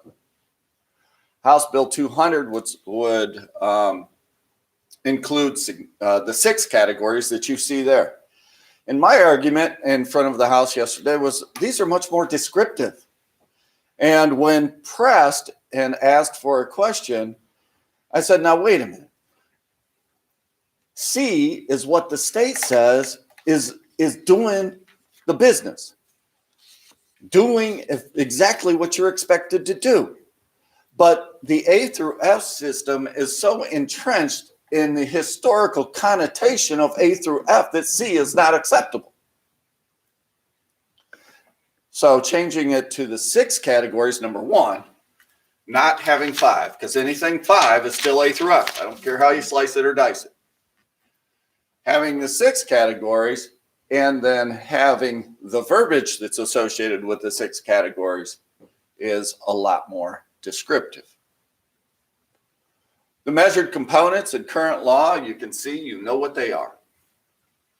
You can see in House Bill 200, they're reduced by 1. Prepared for Success is no longer there. And K3 literacy changes to 3rd grade guarantee. There are some pieces inside of each one of these that have changes, recommended changes. Each of these will include a line graph representing the most recent 3-year trend data, which I think is important. You know, that's more of the growth piece that I shared with you. So if you're in I don't care, you're in an F district, okay? If you're in an F district, but you're showing steady growth over time, you have a better chance to tell that story. And now without that overall rating, even if you have one of these component measures that happens to be a D or an F, but you're showing growth over time, that's a different story. Okay? And at least once every 3 years, the state board will review and adjust. Do you know if House Bill 200 calls for a repeal of House Bill 70? Since House Bill 70 is based off of the current reporting. I have not seen that in the language specifically. Okay, achievement. I will tell you that House Bill 200 has in it some miscellaneous items that remove some of the punitive measures that go along with the report card rating. So while it may not directly reference House Bill 70, it may indirectly reference House Bill 70. So in terms of achievement, added a level, added approaching proficient, and changed accelerated to accomplished. Okay. The reason it changed accelerated to accomplished is strictly because of confusion with gifted language. And adding approaching proficiency levels the measures, the metrics associated with above and below proficient. You see in current law, if you happen to be below proficient, you're basically demoted quickly. Much more quickly than you are rewarded, than students are rewarded for achieving above proficient. So those are some changes that are proposed, and approaching proficient helps level that playing field. The maximum performance index score will be the average of the highest 10% of performance index scores achieved by districts and buildings in 2018 and 19. So currently, the maximum score is 120. 120 is unattainable. That means everyone is at the 1.2 level. 100% of your students are at 1.2. That's mathematically what that is. So a maximum score of 120. That's unattainable. Nobody's ever gotten there. Nobody ever will. Have 100% of your students be advanced. So basing grade levels currently or assigning levels to an unattainable measure does not make sense. Never has. Doesn't make sense. But doesn't it depend on the game that's being played? Well, and we're trying to change that game. And that's my point. Aren't there people who are probably not going to be very happy about this? Oh, there's lots of people that are not very happy about it. I mentioned Ohio Excels. I mentioned Fordham Institute. They're going to have their own versions. And I mentioned having to testify before the Senate. That will be a whole different story. Okay. There are a lot of people that want to perpetuate the current situation because it promotes their position in other ways. Let's just leave it at that. And I'll save my political speech for later. I can deliver it on our last board meeting in December. ODE then will update the performance index score every 5 years using the scores from the most available research. I've been on this committee for 13 years. 13 years I've been working on this. And that was part of the testimony yesterday, is that I've seen every iteration. I've been involved with most of those iterations. I've been involved with some of the decisions that didn't work out, like Prepared for Success. Progress. You know what current law is? Progress for all students in math, ELA, social studies using tests in grades 4 through 8, and some of them, and of course exams. House Bill 200 is based on the overall score, but what's really important is the second bullet item and what I've highlighted or what I've bolded and underlined. And it says, or the most recent. It's the 3-year average or the most recent, whichever works out best for the building or the district. That's a significant change. You know, you have some districts, buildings that are moving quickly. They can be rewarded for those. But you have some districts and buildings that are highly volatile. They'll be way high one year and way low the next year. We've been a part of that in this school district. We've had that happen to us. And so therefore, a 3-year average is better. It blends that 3-year average. Blends those yearly outcomes. No student group demotions. Do you remember last year when we were going through the whole EL thing and we suffered that demotion because of the calculation and kids testing out of the program? All of that gets eliminated. You notice my language there that we are proposing to change? See, Marlon and I are also on the BASA's DEI team, led by Melvin Brown. So we don't call them subgroups anymore. We call them student groups. And even amongst our administrative team, we don't call them subgroups anymore. We catch each other when we start calling them subgroups. You call them student groups. Okay? So I ask you to do the same. And there's no value-added rankings. Gap closing. Again, in current law, I use the terminology subgroup. That's what's there. That's what's there. And those are the subgroups that are identified. In House Bill 200, we identify either achievement or progress, whichever is best. Whichever is best. So we know that some of the student groups, as I mentioned, disadvantaged students, their achievement might not be as high as some other student groups. And we know that our kids of color, their achievement scores are not as high as our total population or our white kids. But if we can use growth, that changes the game for us. Right? Doesn't that hurt those students though? Because now you're using the one that makes them look better. So now everyone in the district feels better about that student group. And now their needs might not be as met. I don't believe that would be the case at all because you're still attempting to grow those students. You're still attempting to get them better and provide them the services that makes them better. Achievement sets an arbitrary mark.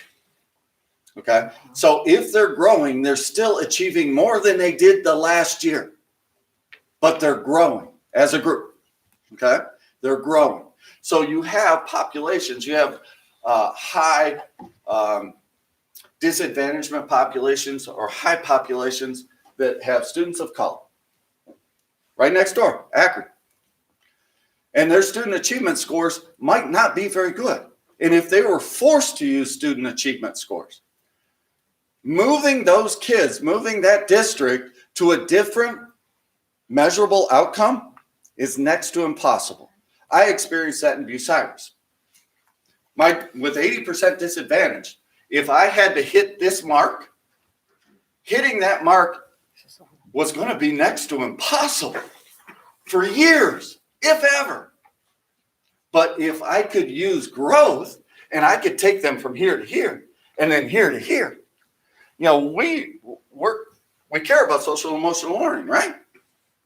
When you start to experience some level of success, Success breeds success. And that's what we're going for here. But that achievement, just strictly using achievement where you set that mark. That perpetuates racism by saying that our achievement, we expect less achievement for black students. Let's use black students. We expect less achievement for black students. So we're not going to talk about achievement anymore. We're going to talk about growth. But the growth that they're getting every year isn't getting them to that level of I achievement. would love to put you in front of Marlon Stiles right now. I would love, he's the superintendent of Middletown I City know Schools. Middletown. I'm very good friends with one of their board members. Okay, great, fantastic. I'd love to have you talk with them. Ask that question to them. That's Because, not a question. well, they would disagree with you. That's fine. Dr. Nichols, is Yeah. it still achievement based on 1 year's growth every year? Say that again, please. At one time, achievement was measured as, or an expectation of 1 year's growth in every subject for every year. That would be back here to progress. Right. That would be the growth piece. And so that's either 1 year or 3-year average. All right. Okay. Gap closing. Gap closing then becomes that growth measure for that particular student group, not the individual student, but the student group. All right, if they are showing progress. House Bill 200 doesn't define what progress is. That comes after the legislation is passed.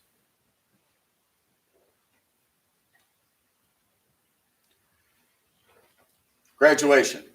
Current law, 4-year, 5-year graduation rate. And we know what adjusted cohort is. You know, those, you come in at 9th grade, anybody that comes in with us or with them is added to the mix, added to the cohort. Anybody that transfers out is subtracted from the cohort. That's what the adjusted cohort includes. The graduation, 4-year, 5-year graduation would continue in House Bill 200. That continues as a measurement. And it is adjusted cohort. However, there are some additional pieces that then are report only that tell the rest of the story, such as those students who have been with you all 4 years. Okay? Not and don't have the mobility rates associated therewith. Those students that are the percentage of students that are staying beyond their 4 years, their official 4 years, and staying till their 22nd birthday, because that's appropriate for those kids. All right. And what's the last one say? I gotta get a little closer. Percentage who officially withdrew from the Right. building. I'm I'm sorry. I know Right. you're- No, thank you. I appreciate it because I couldn't see it back there. I must have Dr. Silverberg's eyes as well. I know we're the same age. And then 3rd grade guarantee. I think this is critical as well. You know, K-3 literacy right now is basically a measure of those who are off track, that you get to be on track in grades K through 3, right? And so as you get more and more and more kids on track, that group of students that are off track becomes very, very small. And they need more and more and more intensive help. When the reality is, how many students have we had that have been retained because they haven't met the promotion score? Amen. In our district? Mhm. I hope 0. I hope 0. Yeah, 0. 0. We had one Yeah. situation recently because of the second bullet point. Exactly. You're right on. Spot on. Good job, Anthony. And that was a student that came to us. And we didn't have any time to, implement the, diagnose and implement the, in medical terms, the treatment, right? So outside of that one student, the answer, Ms. Schofield, is 0.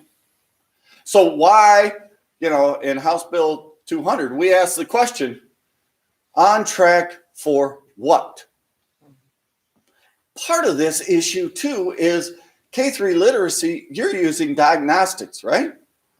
The diagnostics are not the same across the state of Ohio. We use MAP, right? Not everybody uses MAP. Is that a level playing field? Is it the same? No, of course not. But then what happens in terms of the promotion rate? The promotion score. That's OST. That's a level playing field. Everybody deals with that one. So there are some problems that we've discussed frequently in terms of K-3 literacy. We'll continue to report students who are on track engaged in those grades, K-3, on diagnostic or the third grade ELA, but the reading portion only. Prepared for success, there's a whole lot of things, but the bottom line is that these are all report only. And this is one of the areas that I admitted to the members of the Primary Secondary Education Committee. I was all about prepared for success because I thought it gave us an opportunity to show what we are doing, like CCP and AP and so on and so forth. At the end of the day, those just became another achievement measure. At the end of the day, that's what they became, just another achievement measure. And the intent never came to fruition. So, back then we were trying to take a look at how else could we tell the rest of the story, and that's when some of those profiles came about and all of those kinds of things. All of that came out of that, were born from that conversation. And this was born out of that conversation and landed in a report card. But now we're saying, the information's important, but we shouldn't measure it because we're just being redundant in our measurements. So that's what we have. I think that's the last slide. That is the last slide.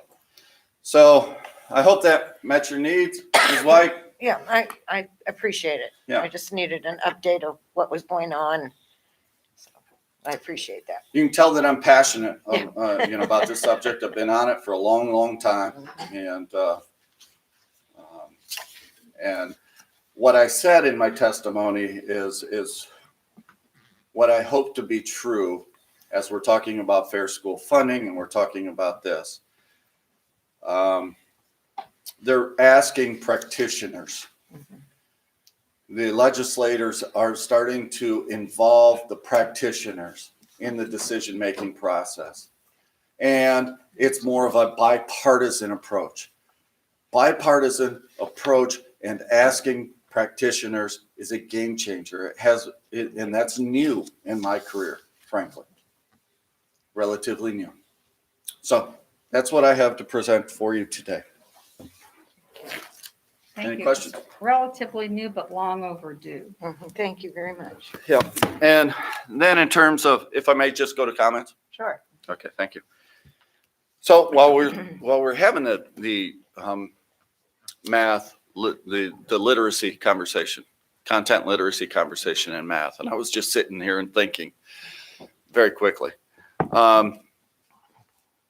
having content literacy and reading about Pythagoras, Copernicus, Descartes, and just reading about life and times, and Galileo and their discoveries. And I think that provides more context to the mathematics that you are studying, particularly if you're talking about triangles, et cetera, right? And so I don't know. I just throw that out there because I just happen to. Convince the dude with the bachelor's in philosophy that. What's that? You don't have to convince the dude with the bachelor's in philosophy that more philosophy education would be beneficial. Well, yeah, I'm biased, but we're on the same page then. We're on the same page. You receive a copy of the credit rating reports and so on and so forth. I've given those to you. We did get a plus. Sorry for the brain fart. We did receive an A plus credit rating, underlying credit rating, and then there's an overlying credit rating of AA, but really that has to do with the state's program, I think, and so on and so forth. That's what I've been told.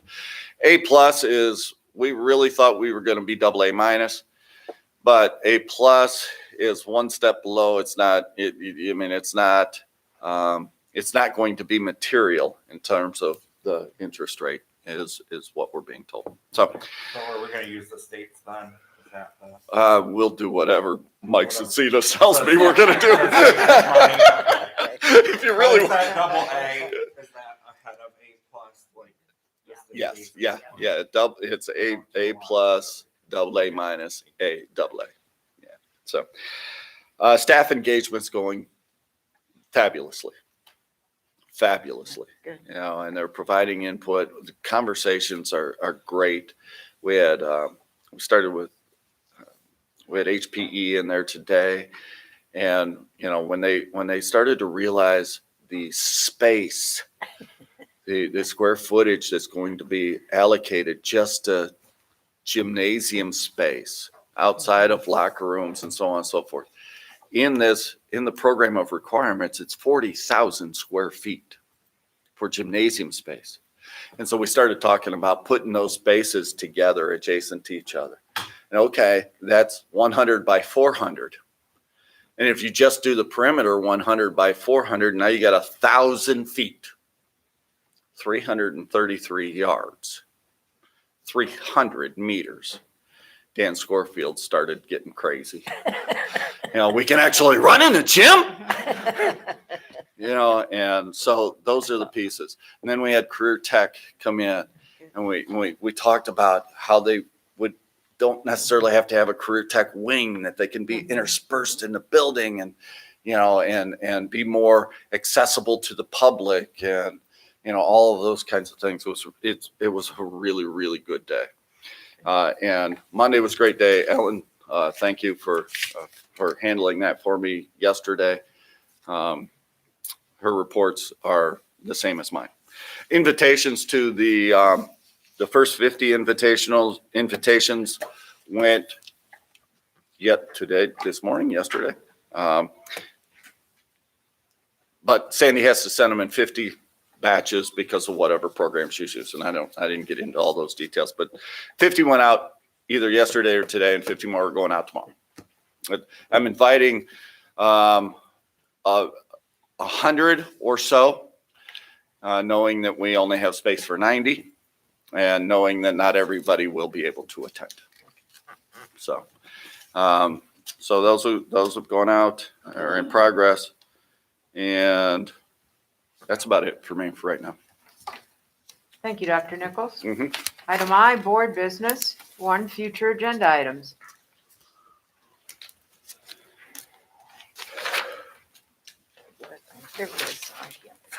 We're going into May. Should we start thinking about evaluations? We can. Yeah, that's true. We can add an executive session on our next meeting and maybe talk about contract evaluation, that kind of thing, for treasurer and superintendent. Can we made a promise that we do compensation for Christy after we finish these packets, so, So we can do that. yeah, we gotta keep that promise. Any other agenda items? Then we'll move to committee reports. Alliance for School and Community Growth, Mrs. Moffett.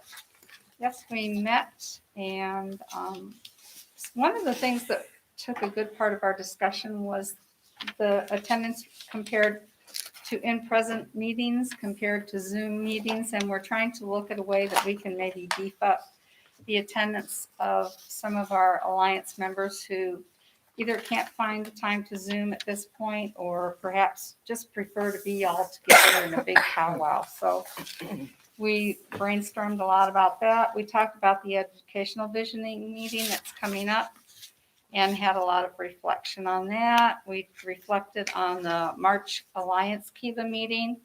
And some people, once again, thought it was more powerful when we do it in person than when we do it virtually. And I think that, there's a fundraiser for, well, not really a fundraiser, but they're asking for donations of $25 gift cards for our graduating seniors. So we discussed that. And I think that was about it. Can you think of anything I may have missed? Yeah, we were, one last thing is we just brainstormed and prepped for our next Kiva That's meeting as Okay. well, which will be coming up in the May Alliance. Thank you, Mrs. Moffett. Athletics and Activity Council, Dr. Hall. We're going to be meeting on May 24th. Okay. Board Policy, Ms. White or Mr. Gomez? We can meet. We will soon, Okay. but it's not urgent. Soon rather than urgent. Okay. I would suggest, when is our next quarterly update? Next month, I think. I think so. I think we get one in May and then August. February and Yeah. then May. May. Yeah, so let's just aim for that. Okay. Business Advisory Council, Mrs. Moffett or Ms. White? Okay. Financial Advisory Committee, Dr. Hall. We're meeting on May 14th. Foundation and Alumni Association, Mr. Gomez. We met here last Tuesday. We are on our way to becoming a $1 million foundation, and we are darn tootin' proud of that. So that's become one of the goals, specifically for the development committee. We're sitting at $780,000, and we really want to get that number to $1 million and be a $1 million foundation. So that is a big push that we're going to. As you heard Mr. Medcalf earlier, we're giving away 7 teacher grants, and it just happens to be that 7 people applied. So everybody who applied got one. So I know Dr. Seifert tries to tell people, but might be an easier sell next year when she says everybody that fill out the paperwork got one last year. She might get more next year. It's a good selling point. As you know, we have our 6 distinguished alumni that we're recognizing this year, and we're somewhere around 50-ish scholarships that we're giving out. The number wasn't solidified. Mrs. Moffett might have more information on that. She does not, per her head shape. And then Monday, they're organizing, Mrs. Moffett is helping organize, along with Lucas Frey, the filming for our video that we're having. We are not doing an in-person event, but we still wanted to do something to put that all together. So they're filming with all the awardees of the various awards and splicing something together. So our thanks to Lucas Fry, because he's really given a lot of his time to the foundation to help make this successful. Thank you, Mr. Gomez. And move on to Legislative Liaison. I don't have anything to add. I think we Okay. covered the 2 big ones. We'll finish up with student achievement. The Ohio School Boards Association is accepting nominations to showcase student programs during their annual Capitol Conference Student Achievement Fair. So they intend to have that in person this year on November 8th at the Greater Columbus Convention Center. And as the name describes, the Student Achievement Fair highlights student achievement in school districts in Ohio. So I hope our staff gives some thought to submitting an application that highlights one of our programs. To close out the series of teaching and learning virtual meetings ODE has had, physical education has a couple really good ones coming up. On Wednesday, April 28th from 4 to 5, how to have field day during COVID. One on May 19th, OTES 2.0, gathering high-quality student data in physical education. World Languages will have one on OTES 2.0 also on Wednesday, May 5th. These are virtual meetings online that are free from 3:30 to 5. Gathering high-quality student data, using it to drive instruction, and showing evidence of its impact on student learning in world language classes.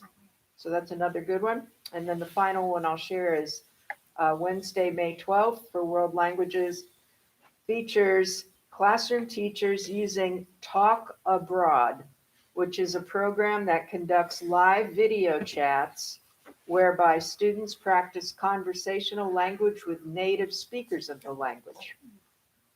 So all of these are online, and our world language and PE teachers can certainly take a look at those and see if there's something of interest. Finally, the next meeting of the district leadership team is scheduled for May 3rd. Now to comments. Mr. Gomez. Yes, and good news, the Roberts PTO was going to fold, unfortunately, but we had some parents step up this past Monday evening to keep Roberts alive. Just note that the vast majority of those parents are serving like either also on an elementary or high school PTO board as well, but just had a strong commitment to wanting to make sure that all of our students could have those opportunities. So I won't thank them by name, but thank those parents who stepped up, because that was a big one. And Mr. Geyer deserves credit because he was very supportive and helpful in trying to make sure that that stayed alive. This past Saturday, the Ohio School Board Association's Black Caucus, of which I am a member, met, and we had a great professional development from Dr. Roger Cleveland out of the University of Kentucky. And he was focusing on implicit bias in student achievement. So very interesting. He's a very good speaker. He's a very challenging speaker. And he came to us with the grad level version of his presentation. You know, when you're serving on a Black Caucus, he's going to assume that you've had the, 101 in bias in education. So it was very deep.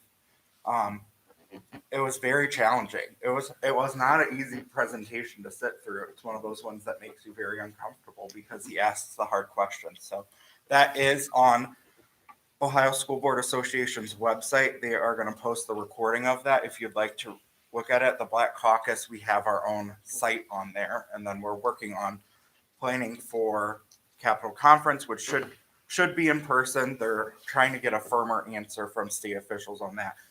But this weekend coming up is the Board Leadership Institute. It is electronic, which I know is not as exciting, but I do intend to attend that as well and get some good professional development out of that. And then the last thing is that through the Black Caucus, we give a scholarship to one student in every region of OSBA every year.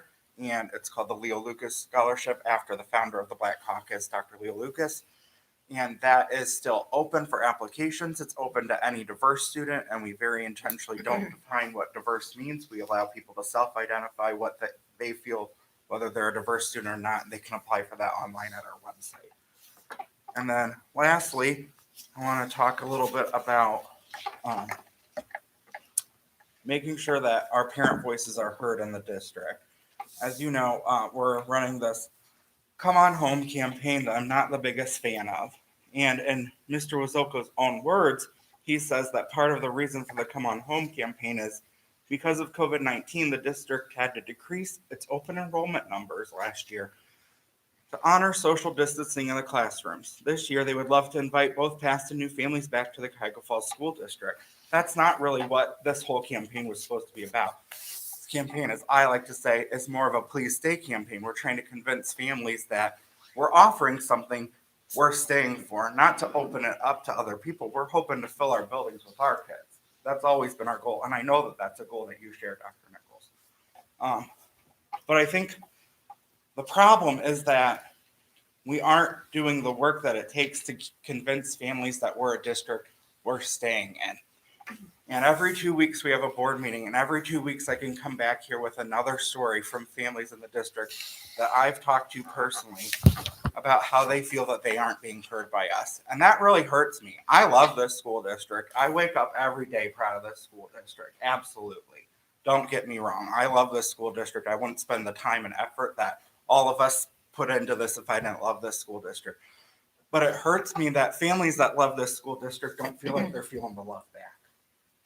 And there's a lot more that we need to do, because families tell us things like schedules are putting a hardship on our families. But instead of putting our effort into even just explaining why the schedule is the way it is to our families, we put our efforts into trying to tell people that they're wrong for feeling that way. When families say that my kid's struggling this year, we say, oh, well, COVID slides, not really a big problem in our district. But our families are saying, well, my kids never got these grades before. My kids never struggled this much. We need to listen to our families. We need to focus on what their needs are. And then we need to work to meet them as we can. I think 90% of our families would feel better if they just felt like they were heard. If they felt that their voice meant anything. I think 90% of our families would be happy to not get everything they want if they felt that that was happening. So I'm very proud of the good things that are happening in this district, and I celebrate all of their successes. But I want to make sure that we're spending time talking about the problems as well, because those problems can become our future successes. That conclude your comments this evening, Yes. Mr. Gomez? Dr. Hall, I got nothing. Mrs. Moffett? I'm looking forward to the art walk, Art Sparks performances. And I'd also kind of like to respond to Mr. Gomez. I do acknowledge, I think we all do, that there are concerns in this district that parents have, but I also feel that we need to, I will acknowledge we need to listen to them and we need to acknowledge that there are problems. However, I've also talked to people, and as a result of some of these phone calls that are going out to come back home, many people still aren't aware of many of the wonderful programs that we have within our district. And I think that messaging problem also needs to be going out to the parents. I know that we talk about these things, but it's sort of like our all calls, all of our communications. They only seem to reach a certain group of people. And there are always people who are somewhere in the dark, not through any fault of ours sometimes, but perhaps we're just not getting to them. In fact, my husband will say, well, I don't think I would have known about that unless you told me, hun. But I will also, hopefully my husband doesn't listen to this, know that he doesn't read social media like we do. He doesn't read the paper like I do. He doesn't attend the meetings because I'm his speaker, if you will, and person who brings back home the information. So I'm not quite sure. It's a dilemma that we struggle with every year. How do we get our wonderful asset of a school system into everyone's ear, into everyone's home, so that when they're looking for things, they don't automatically say, well, my gosh, that's right at the high school. Oh, my goodness, I didn't know that we were thinking about this communications component for our 6th district compact where our fall students are going to be a part of it. Those are the kinds of messages that way too many people aren't hearing, and I don't know that it's any fault of our own. So as much as I acknowledge Mr. Gomez's right to say we do have concerns and we need to address them, I also want to say, on the flip side, we've got wonderful things going on, and somehow we need to get that information to all of the ears and families and people in our system, because not everyone picks up information in the same way, whether it's networking, whether it's reading the website, whether it's the Beacon Journal, whether it's Falls News Press. Somehow people slip through the cracks. And we need to find out where we are slipping through the cracks so that we can maybe put a little glue in that spot and get that information out to people. I'm done. Okay. Thank you, Mrs. Moffett. I have a whole list of things that are just exciting. First, I'd like to thank Holly Merkel for her April Wellness family newsletter that included tips for parents on supporting their kids during testing, which is all coming up and has been coming up. And I hope our families found that to be helpful. I'd also like to thank Alex Orris for his April edition of Tiger One. Always great technology integration tips for our classroom teachers. I'd like to thank Jennifer Culver for her work on completing the application to be recognized as one of the best communities in music education. And she did a heck of a job because we were recognized as one of the best communities in music education. In addition to the fact that she had an article published in the spring issue of the Ohio Music Association Journal Triad. I'd also like to thank Erica Piper, who's the artistic director for Art Sparks, for arranging for our 3rd graders in each of our elementary schools to put on a performance for a guest audience, especially difficult with the practices that we know have taken place over the years, and always look forward to the big performance here at the high school auditorium. Found a way to make this happen in each of our elementary schools. Mrs. Moffett mentioned the art walk, but I'd like to thank our community sponsors who have made this event possible, and I'm going to read them. Of course, the city, Cuyahoga Valley Art Center, Falls Music School, Hi-Ho Brewery, Remax, Crossroads, Portage Community Bank, Upfront Art Space, Western Reserve Hospital, Metropolis Popcorn, Asterisk Coffee Bar, Celia's Boutique, the Gourmet Popper Cafe, and then organizations like Collide, Downtown Akron Partnership, of course, Jennifer Schulman's High School Art Club, and National Art Honor Society. It takes a village, and there's our village. We're so grateful for all of them for helping our art walk be a success. So with that, we'll move on to Ms. White. Well, we had two of our students make the grade, Ashley Fornish and Ronan Shoot. I hope that's how you pronounce it. I'm not sure, but congratulations to them. I also wanted to mention the Art Sparks sign up. I did, and I love that program. The kids dancing, and it's just amazing. I also had Down to Music. That is just fantastic. And of course, Mrs. Schulman is just amazing. I wanted to thank Summit County Health and our district leaders for putting together times and a place for vaccinating our students, the 16, 17, and even 18-year-olds that have not yet been vaccinated. I so appreciate that. Everyone in my family, pretty much that did. And some have to get their second dose, but only Parker, he's not 12 yet. So we got to wait on that little one. But I'm just so thankful for that. I really appreciate that too. Okay, I know you're going to love me, but oh well. I have an article that Mrs. Schofield always, she sends us these all, and I read, that. Screen-based online learning will change kids' brains. Are we ready for that? By Miss Mary Ann Wolf. So just to highlight a few things. The poet T.S. Eliot presciently asked, where is the knowledge in our information and where is the wisdom in our knowledge? Neuroscientists and educators ask similar questions. Of course they do. And mostly what they're seeing is that when kids are online, they skim, they don't read in depth. And so to skim to inform is the new norm for reading. And what goes missing are deep reading processes which require a quality of attention, increasingly at risk in a culture and on a medium in which constant distraction bifurcates our attention. Also mentioned is the imperceptible pauses in reading can lead to lightning speed leaps into our thoughts' furthest reaches. So in other words, when you're reading deep, you stop and you think.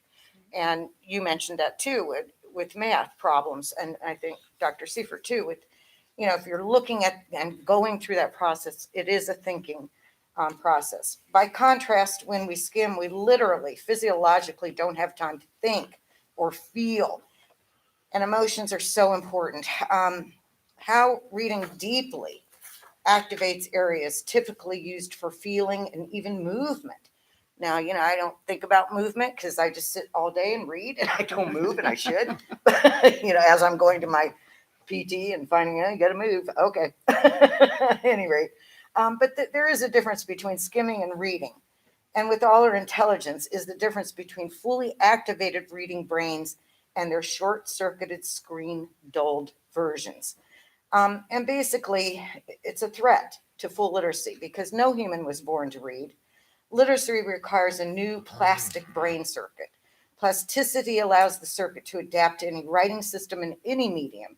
The catch is that circuits reflect the medium's characteristics, whatever they are. And so that's where the medium comes into play. Well, at any rate, research by scholars, so on and so on, have found declines in student comprehension when reading the same information on screen rather than print. 80% of college educators see a shallowing effect by screens on their students' reading comprehension. And this is because screens are associated with distractions. So again, it's just, I thought an interesting article, and just to think more carefully about how we teach kids to read. And as they kind of end, that said, little is more important for reading's development than having parents, caretakers, and teachers read books to children. Read, speak, and sing. And I would also add play, but that's me. But again, make sure that there's a book always next to your child's bedroom, in your next to their bed, and no devices should be there.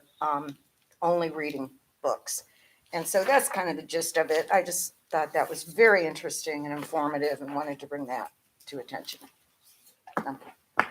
Thank you, I Ms. know. White. Sorry. I'm not sorry. I think it's valid information. It's valid information. I think we're ready for item J, adjournment. So Motion. moved. Second. Moved and seconded. Roll call, please. Mr. Gomez? Aye. Dr. Hall? Aye. Ms. Moffett? Aye, Ms. Schofield? Aye. Ms. White? Aye. Thank you. thank you.